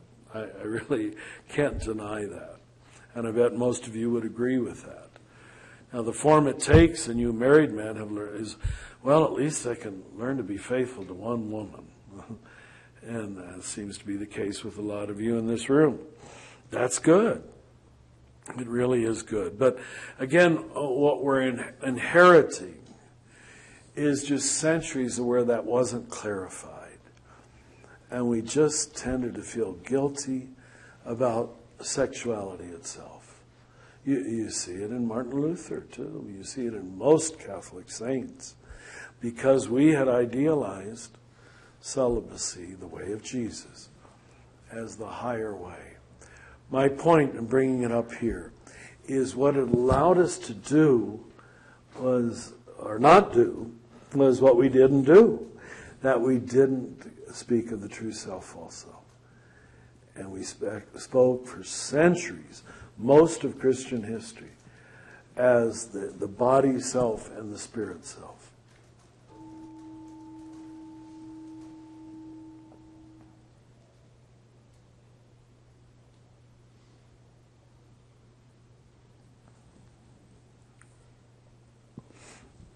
It probably didn't help that so much of our higher theology was written in German.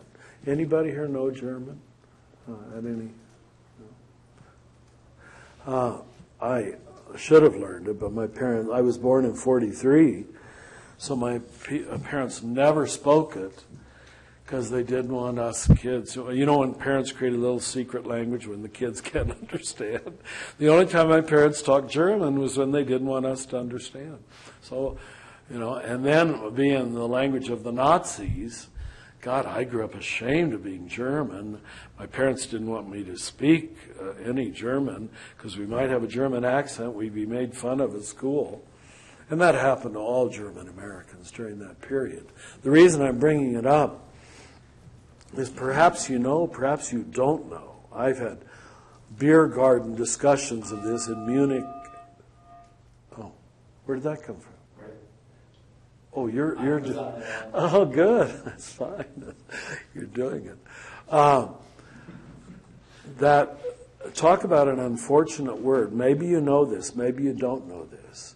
In German, which developed so much theology, the word Geist. And that's why the word Holy Ghost hung on for a long time. I don't know. Did you grow up speaking of the Holy Ghost? We did. It's more a Catholic thing, okay. But it's more a German-based Catholic thing, too. The reason Holy Ghost hung on for a long time was the word Geist in German, get ready, it means mind and it means spirit. And we talk about this over beers in Germany. Why, they said, did our language? And they said it affects our entire way of looking.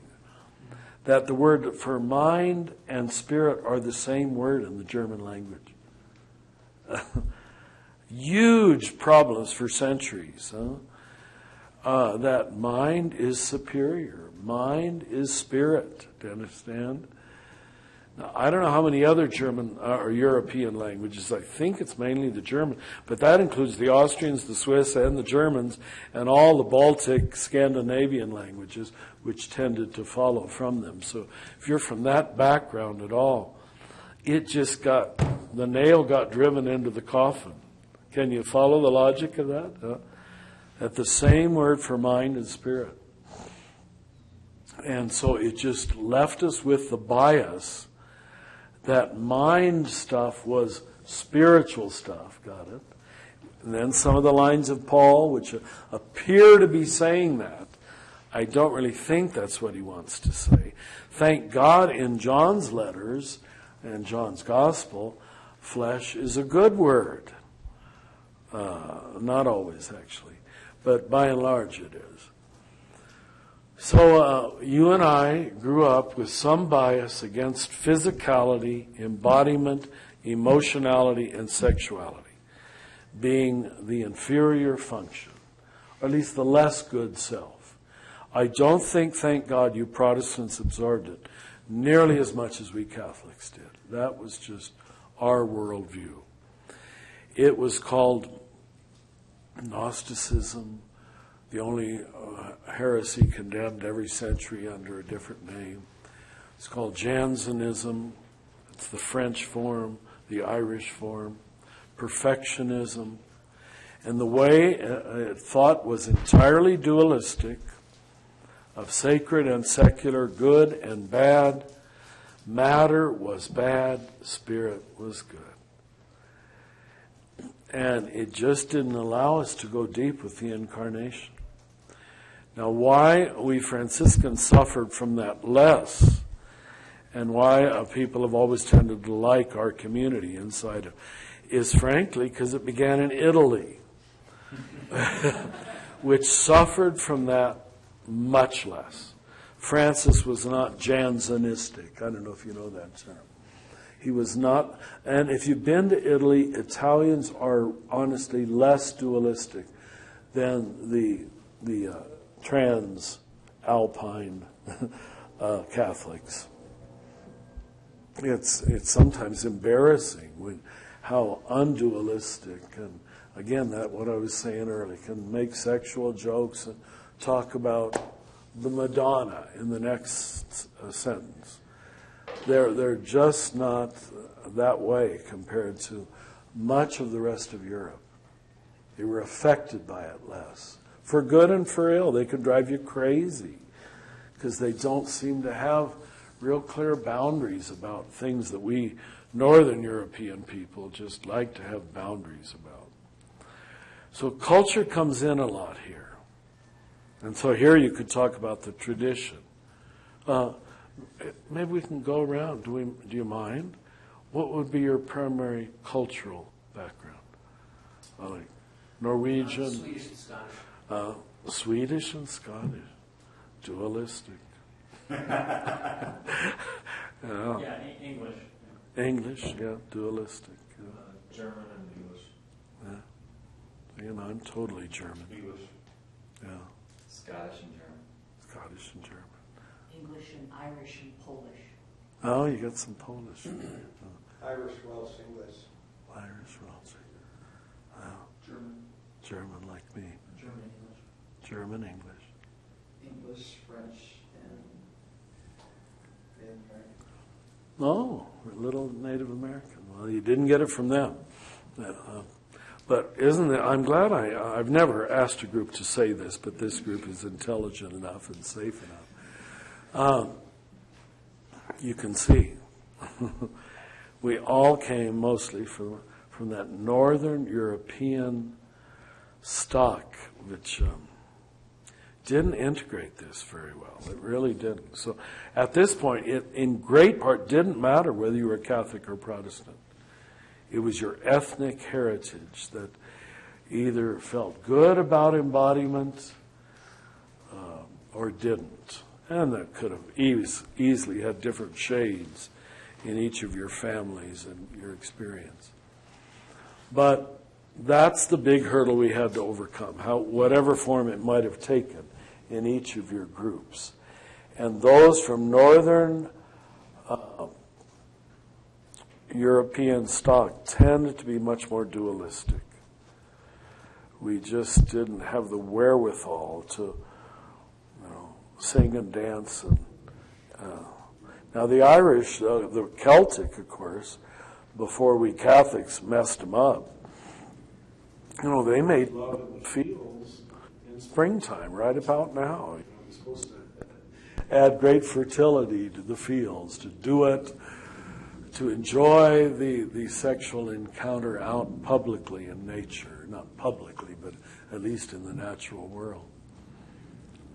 So it's going to take us a while to work through all that, I think, to make up for all that. But I'll tell you, the quick road to make up for it is what we're talking about here with true self, false self. If you can stop this guilt, shame, fear, doubt, apply which word helps you, confusion, maybe it's just confusion with a lot of us, about what is good, what is bad. Mind and spirit is good, matter and flesh and sex is at least inferior. You've seen those movies, of course, where the guy is about to make love to his girlfriend and he has to turn his mother's picture down so she's not watching. Or the picture of the Sacred Heart there on the wall, that has to be turned around. I just can't possibly make love to my girlfriend with Jesus looking, because this is not good, isn't it? Isn't that something? Or maybe it's not that it's bad, but it's inferior. If I really love Jesus, I wouldn't. Maybe I would still need to do this, but I wouldn't enjoy it so much. I'm probably reflecting my Catholic background. So, as Thomas Merton says, we've got to realign this. Now, if you want the best book on it, it is his New Seeds of Contemplation. His chapters on true self, false self are much better than anything I'll say here. But it simply realigns the whole thing and has nothing to do with embodiment or lack of embodiment. That, in short, the true self can entirely have a physical expression, and it can have, yes, a non-physical expression, which is probably where it primarily gets clarified, knowing who you are, hidden with Christ in God. But you can express that in incarnational, sacramental ways, or you can express that in highly Gnostic, spiritual, mental ways, too. First of all, I really enjoyed Gate of the Temple. That was such a brilliant work on sexuality. Oh, thank you. And my congregation is young urbanites, for the most part, between the ages of 25 and 40. Yes. How would you approach, this is still the driving issue, especially in an urban context where most prioritize work over getting married early in life. Yeah. And so this is always a driving conversation that everyone's always willing to be in terms of, appropriate decorum sexually to honor the other and also to honor one's own body, but also to understand that, where does it begin to be repressive and to deny that part of who we are, etc. And on the other side, I'm sure you need to deal with, I don't know how much I said it on those tapes, I hope I did. But, the conservative end of the spectrum tends to sin by over-repression, but the liberal end of the spectrum can sin also by over-expression. In other words, everything is good, including infidelity, adultery. There's just no boundaries. So that's the way we want to best state the question. What are appropriate boundaries? What are inappropriate and useless and meaningless boundaries? Because I do think that the pendulum keeps swinging, and a lot of people are just dismissing my way of talking because they think I'm legitimating boundarylessness. So I got to say that, and I know you understand that for the body to find proper, healthful, fruitful expression, you don't want to get into some kind of shapeless, amorphous, all body expression is good. And I didn't hear you saying that, but I want to at least say that. There's a hidden shame, because even for those that espouse a conservative ethic toward,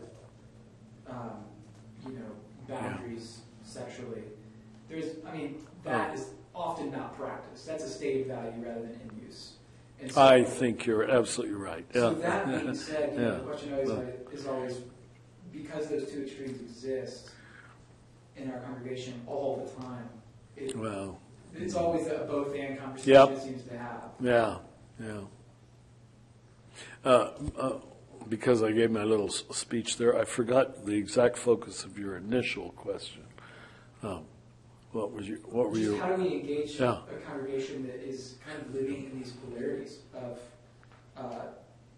espousing one set of values, living into another, there's hidden shame. Yes. Where as a pastor do you speak into that to find healing, to find an appropriate sense of health, of being with another without violating the reality of what covenant looks like and what that looks like in terms of the body following the trust of the whole self, rather than that's how I kind of view marriage, is that covenant that gives that permission to be completely ourselves, and sexuality is a big part of that. No. I suppose I did on that set of CDs, and I am happy with what I said there. But I bet I said how first get out of the way that almost all human beings have begun their sexual experimenting and journey with what I call clumsy amorous attempts. All right, I don't know how else you learn. I don't know how else you grow. I don't know how else you explore. I don't know how else you begin to understand. Now, those of us who were raised in very strict Christian worlds, we didn't even allow ourselves the clumsy amorous attempts. But I usually like to at least say that to help people recognize that most people have either made mistakes, for want of a better word, or just immature dates or encounters or whatever it might be. I frankly do not put those in the realm of sin. I put them in the realm of immaturity, exploration that almost is inevitable when you're growing up. But a lot of people, those are the ones that have the biggest remaining shame when they're 40. That first little sexual encounter when they were 16 or 17 or whatever. And maybe it was really wrong or stupid or overly aggressive or selfish. How could it not be selfish? It's almost always lust at the beginning before it becomes love, before you can... Okay, what's love making? What's love making? I don't know that I'm capable of love yet, but I want to find out, and I'm sure that speaks for most of us. We wanted to learn how to love with our bodies. So that kind of honest conversation, even if you can do it like we're doing it now in an open group, just frees all kind of people, Now, of course, it's much harder if this dishonesty was done against you in any kind of, sexual abuse or approaching sexual abuse. The amount of women who suffer from this, and certainly a degree of men too, is much bigger than I ever imagined. That those first clumsy, stupid, immature sexual encounters where at the victim of the female is probably much more the case. So I think the women of the species just carry a lot of more shame, reaction, fighting back against it, finding their identity, their boundaries, their ground. What do I even want in sexuality when the first ones were so cruel or abusive or selfish? Mainly just selfish. I don't think young boys tended to want to abuse a girl, but they were just so damn self-centered and not knowing they were damn self-centered. And then they carry guilt about that too, want to do it differently, or remain, even worse, arrested at that level. I mean, I think there's a lot of men with very arrested sexual development who just, they don't know how to get out of that. Wham, bam, thank you, ma'am. And call this intimacy, which is not even in the realm of intimacy. It's largely, as we were saying this weekend on intimacy, making it impossible. But a wham, bam, thank you, ma'am experience is not open to intimacy, I don't think, and leaves both parties unhappy, dissatisfied, discontent. So if there's any way you can create a boundaried conversation, the reason I say boundaried is that you're not saying everything is beautiful, like I haven't said it just now. I am saying there's a lot of immaturity. The steps to maturity are necessarily immature. Right? How can they not be? And, of course, we Catholics just jumped in at that point and called it all mortal sin. And we were told any sexual act or thought outside of the realm of covenant marriage is a mortal sin. Now, if you were raised Catholic, you remember that language. Oh, my God. Well, I think a lot of males just left the church right on that. Because how can I not be, in the state of mortal sin? I mean, they say 19-year-old boys filled with hormones have a sexual thought. Is it every 60 seconds or something? 80? Well, you live condemned. You live condemned. And I know for a fact a lot of boys left the seminary thinking they could never achieve this kind of impossible goal. So create realistic goals of what virtue is and how we grow into virtue, how we make mistakes and we hope we don't hurt another person or in any way abuse another person in those early mistakes, but that all of us are little kids trying to discover one another's body and what it means and how does it talk and how does it communicate. God must, all I can say is God must be very patient. God has been through this how many times? Teenage boys growing up and teenage girls growing up too. They must say, oh God, here we go again. No. I guess God doesn't say, oh God. But and I'm going to know they're going to make a few little mistakes here and do it wrong for a few years and get beyond their lust till they can understand the beginnings of love. And you who have little kids, I'm sure you struggle with this. You're knowing your little ones are going to have to go through this too. And how can I best prepare them for it so they don't hurt themselves or hurt one another or ruin one another or ruin themselves? God, we've just got to get this sexuality out of the closet. But when I say boundary conversation, you know what I'm trying to say. Just that I'm not saying everything is good, but that we have to do partially bad things to discover the good. I guess I am saying that. I've heard confessions for too many years that there's no exceptions. Everybody does partially good things before they understand the really good thing. And how can we create a safe arena for that, not giving 17-year-old boys filled with hormones total permission to experiment with other people's bodies or their own body. It just takes honest, compassionate conversation with some degree of experience, so it's realistic, so it's real. And that's what I mean when I say, I know everybody does it. I mean, I remember when they told us, I think last year in the seminary, the evidence was, forgive us, Jenny, but that 98% of men masturbate and the other 2% lie about masturbating, at least at some period of their life. I'm not saying their whole life. Oh, really? My God. I mean, I know classmates that left the seminary because they could not masturbate. But it wasn't talked about. It was just called mortal sin. It was deemed, the hidden, heinous act that you're probably the only man who does this. And you feel like just a terrible beast, And I have to say too, why did you make this sexual instinct so strong in the male, God? And strong in many women too. I don't want to just say men are sexualized. So this kind of honest thing has to be opened up in mature groups, and so that people can talk. Go ahead.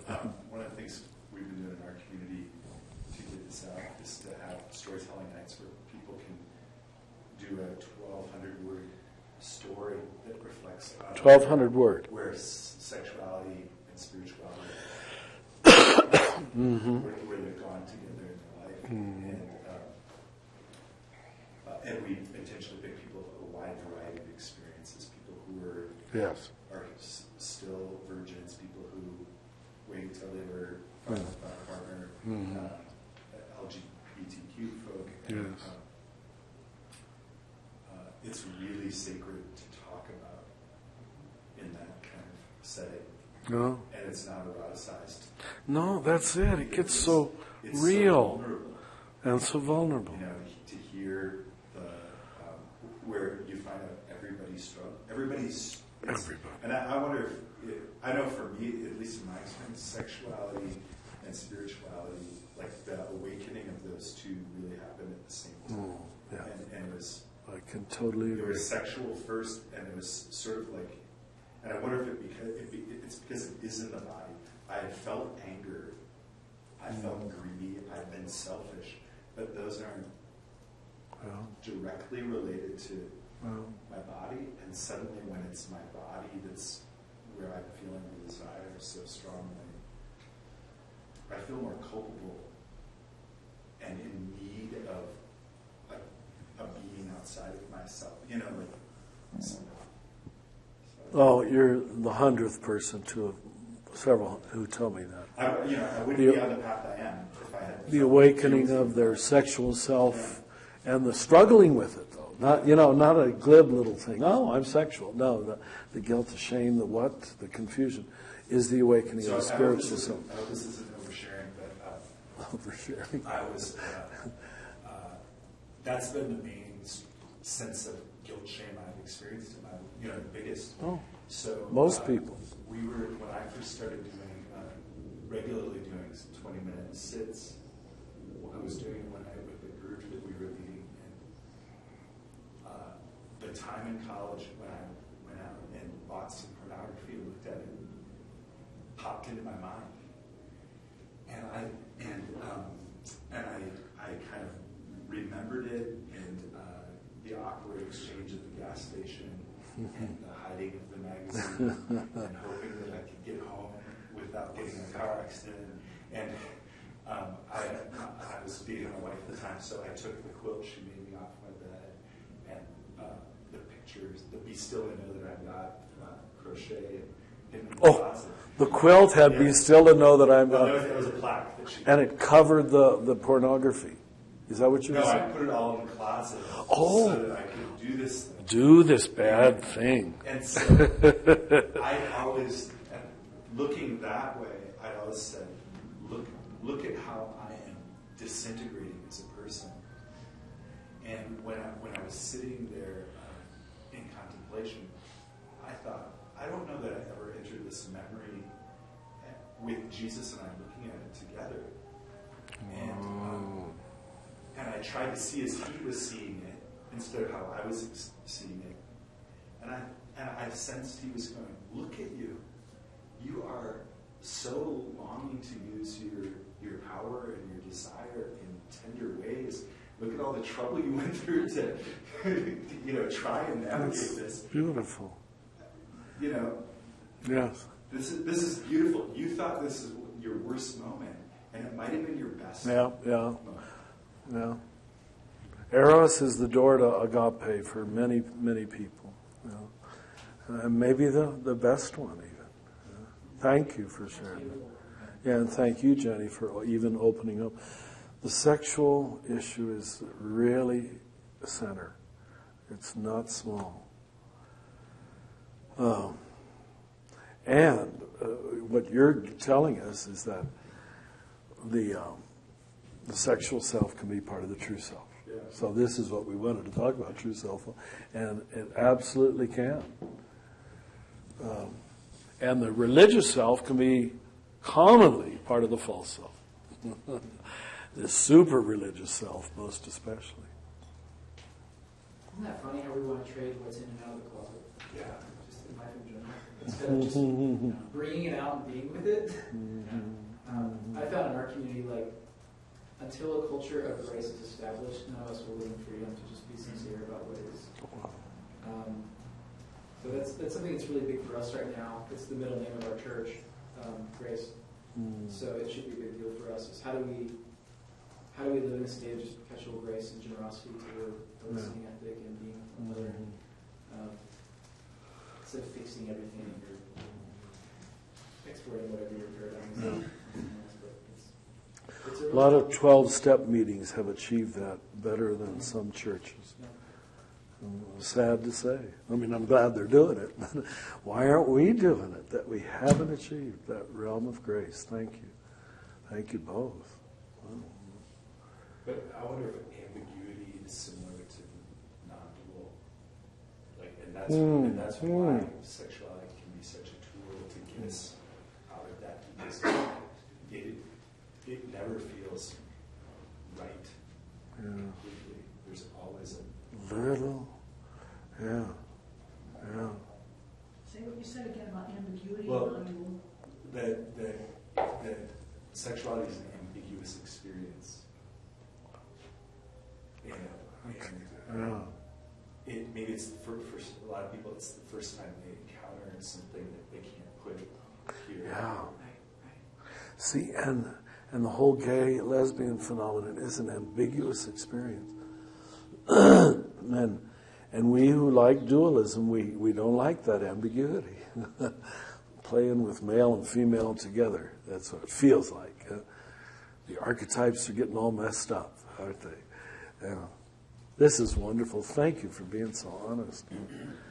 I didn't intend to move the conversation this direction toward sexuality, but I guess I talked a lot about the flesh. And thank you for taking it there, though, because it gets real. Once you're talking about sex, the whole thing's real. For everybody. For everybody. Even those who haven't suffered some major whatever.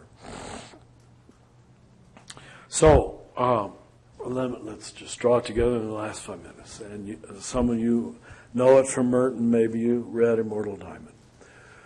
True self is your objective identity, which I believe that's the heart of the gospel, to announce your objective identity to the world, that you are created by God, you came forth from God, you are a child of God, and as far as I'm concerned, you will return to God. And you're in a school now, and the school is largely, in the first part of it at least, is actually the emerging of a false self, a little stage play that you're going to enact. And this will be the school in which you can discover on your own, freely for yourself, and consciously choose your true self. God doesn't force you to choose your true self. You can choose it. You take on false selves. And you have to, and it's not bad, it's not evil, it's not wrong, it's your stage costume. But the trouble is, most people who don't know about their true self fall in love with their false self and try to defend it and protect it, and that's what dies when you die. So what religion is to tell you way ahead of time, listen, you can do it, it's okay, but don't take it too seriously because it's going to die. That's really what we're saying. So you've got to do it. Your culture gives you elements. Your family gives you elements. Your religion gives you elements, sad to say, when its job is to tell you about your true self.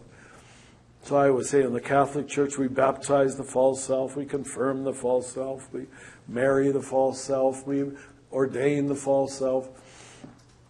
There's a lot of false selves who are priests. They became a priest to confirm that they were important, when the gospel would have told you were important already. You didn't need to be a priest to be important. Isn't that good news? You guys didn't need to be ministers to be important. But God lets you wear that costume. But don't ever forget it's a costume, all right? It's form. It's not the formless eternal self. So wear it, and if you wear it well, you won't need to wear it. You can know, who was I before I was a minister? Who was I before I was an American? Who was I before I was heterosexual? Who was I before I was good at golf? Or all those little identities we try on, those costumes we wear. So there's nothing wrong with a false self, except insofar as it thinks it's the true self. Got it? Got it? That's all. It thinks it's the true self, and then you spend years promoting it, defending it, advertising it, wearing it, identifying with it. You almost have to in your teens and your 20s, and even in our culture, into the 30s and 40s, I'm afraid. Poor people have the false self taken away from them a lot earlier because it doesn't work. It doesn't impress anybody.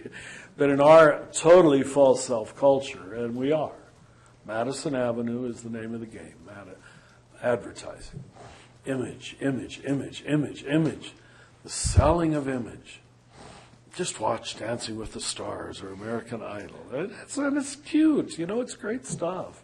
But don't believe it or don't take it seriously. These beautifully dancing bodies, you wonder how they can do it. It isn't going to last, all right? They're one day going to get old too, but we can enjoy their beautiful bodies and how well they can move. But you'll envy them less as you get older. I guess it's because you can't do it anymore. So it's that's right. It sure is. As it gets harder to move,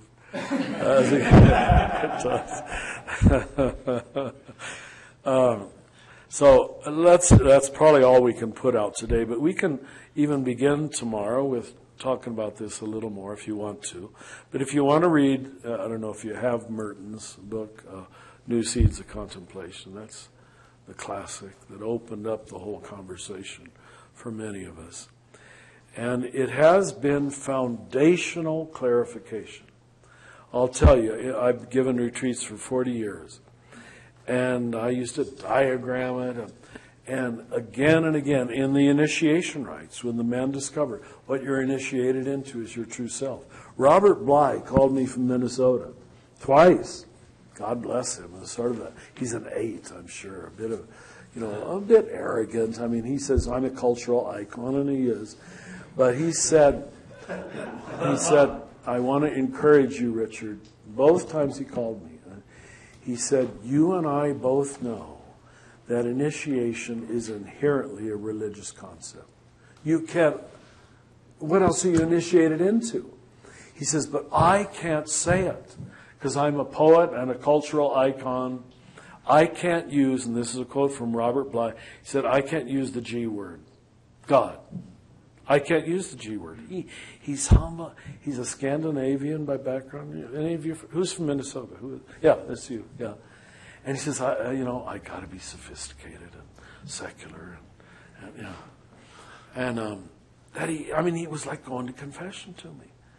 I can't say it, but he said, and this was his word, you, Father, he called me Father. He said, you, Father, can talk about the divine. Thank you very much. Keep doing it. Slammed the phone down. Then a few years later, he called me again and basically repeated the same thing.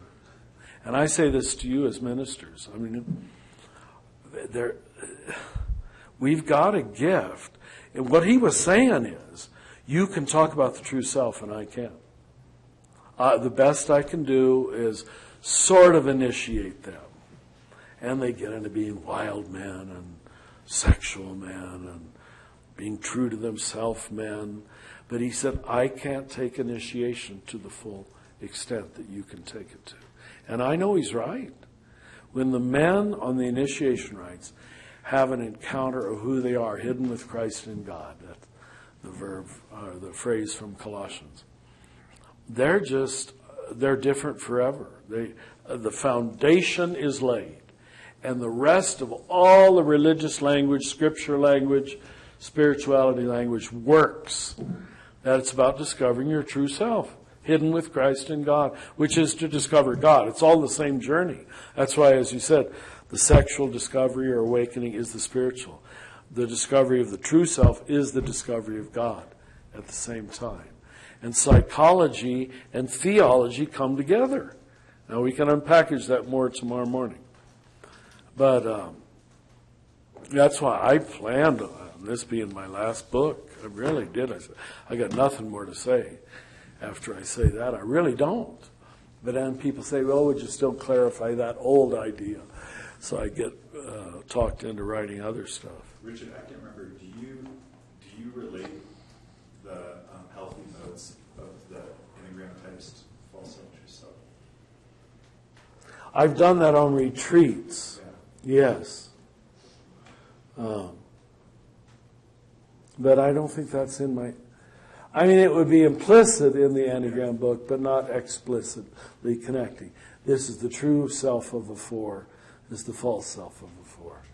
In effect, I'm saying it, yeah. It's funny you bring it up. I just got the most beautiful website sent to me, and teacher who wrote to me, who was influenced by my stuff. And she has now begun a program of teaching the Enneagram in prisons with massive success. And I can see why it's true. The Enneagram, especially for males, and especially for people who have no spirituality background or prejudice against religion, you start talking about personality. And no one can, where can you get into it deeper, quicker than the Enneagram? Everybody's with you. I don't care if they're lifers in prison. They're listening.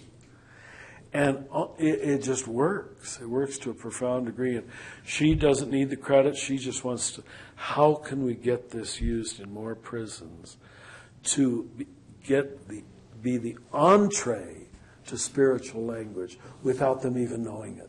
They don't realize that the third week they're all talking spirituality. You couldn't have got them to talk about spirituality any other way. But the interest we all have in who is this beast here, we're all interested in ourselves, aren't we? Our complexity, our drivenness, our why we prefer certain things. And the Enneagram gives you an amazingly interesting tool to explain that. So, yeah, implicitly but not explicitly. Okay, I guess I'll hand it over to who's going to guide you today. Is anyone out there? Is Paul there? Paul? Pablo? Mateo? Oh, there he is. All right. Good. I will. Yes, let him stand up. And I look forward to tomorrow morning being back with you. I think at this time, or 4:30 tomorrow, we're going to have a little cookout out here for I them. think at 5:30 the food will be ready. That's a little bit of time between. Yeah, at 5:30. So you can plan to stay here. I hope we'll have some beer, some wine. The rumor is it's going to be a barbecue and beer. So. Barbecue and beer. All right, good. So you're in a Catholic world where we have no guilt about drinking. I hope that doesn't upset anybody. There'll be other options. Other options too. You don't have to drink, of course not. Yeah. All right. Get out of the way. Yeah. Feel free to stretch it. We made fun of Swedes. A few Scandinavian backgrounds here too. Do you use this, Paul? No. Okay. Well, we've had a very fruitful day. Good. On many levels. Paul, is that just an app that you have on that iPad? Yeah, it's called meditation timer. Okay. I just looked it up, but you can Meditation timer. There you go. It really has been a grace these days, hasn't it? I wonder if it's because It works. they don't make it for a computer. just an iPad. They usually have, well, you Oh, got iTunes. iTunes. You got iTunes. Yeah. Did you try to have a phone? I have Insight Timer, but it's not, I can't get it from the computer. Yeah. Easy group to be with.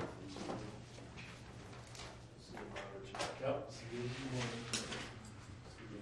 There's a big march for immigration reform now here in town, starting in a few minutes, I think. Down here, does it start at the, or do you know? I think it's San Rio Grande. Oh, it's on you. Anyway, it's a huge issue here with us.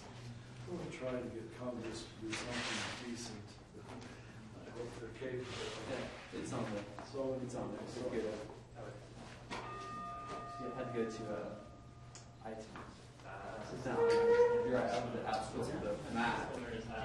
Instead of iTunes. And it's like, it's free for iPad. Oh, it's not free otherwise? There's just a lot of them. Oh, yeah. So,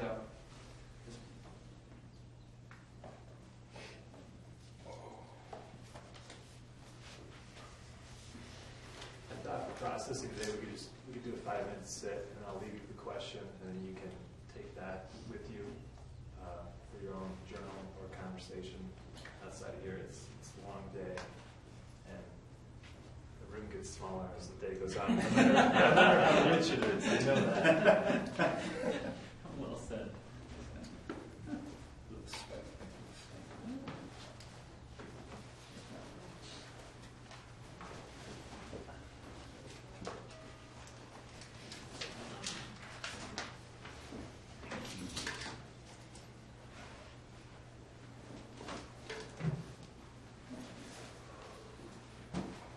So we'll just sit for 5 minutes.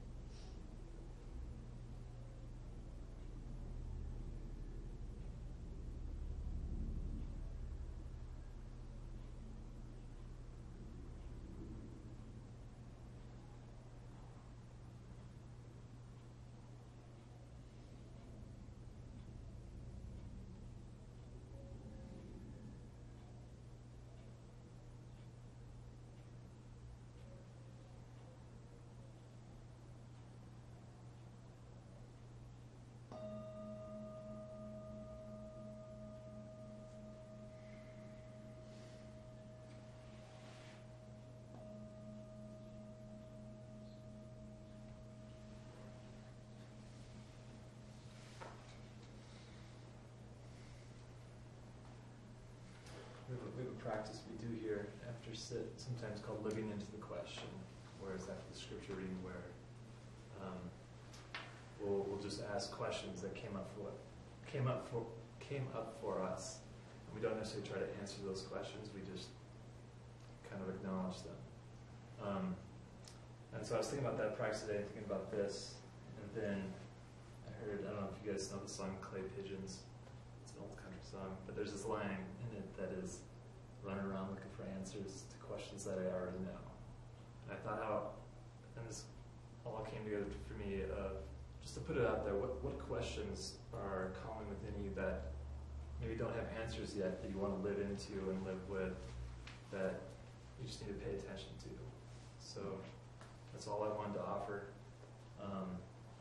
for you all as you take this question either to the cloud of unknowing or to forgetfulness or to your journal or to one another. Just ask you to sit with that as you feel called to. So with that. Could you say it one more time? The question? Yeah. If I can remember it. What question is calling to you that you may not have answers to yet, but that is alive and that you need to pay attention to?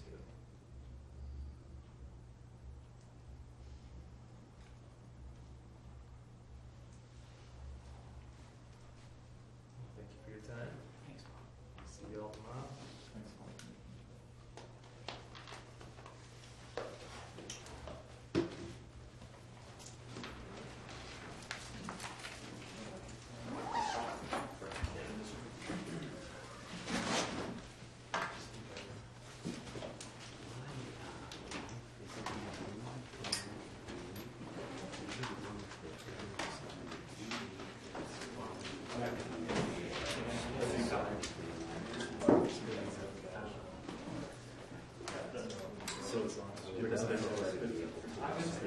Oh, trust me, I was struggling for 5 minutes and I was trying to let that boat just sail over. Oh, really?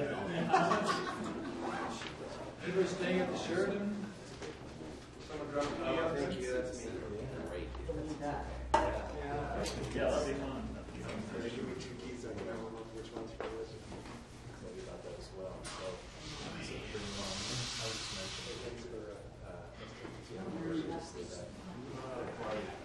Why do I not have to yeah. I don't even Oh no. It's a one nap. I had a better one. This is your travel. Okay, No, maybe it's the one that we were on the plane. I actually, it's funny, it was early. Yeah, I was having one. They're great on the plane.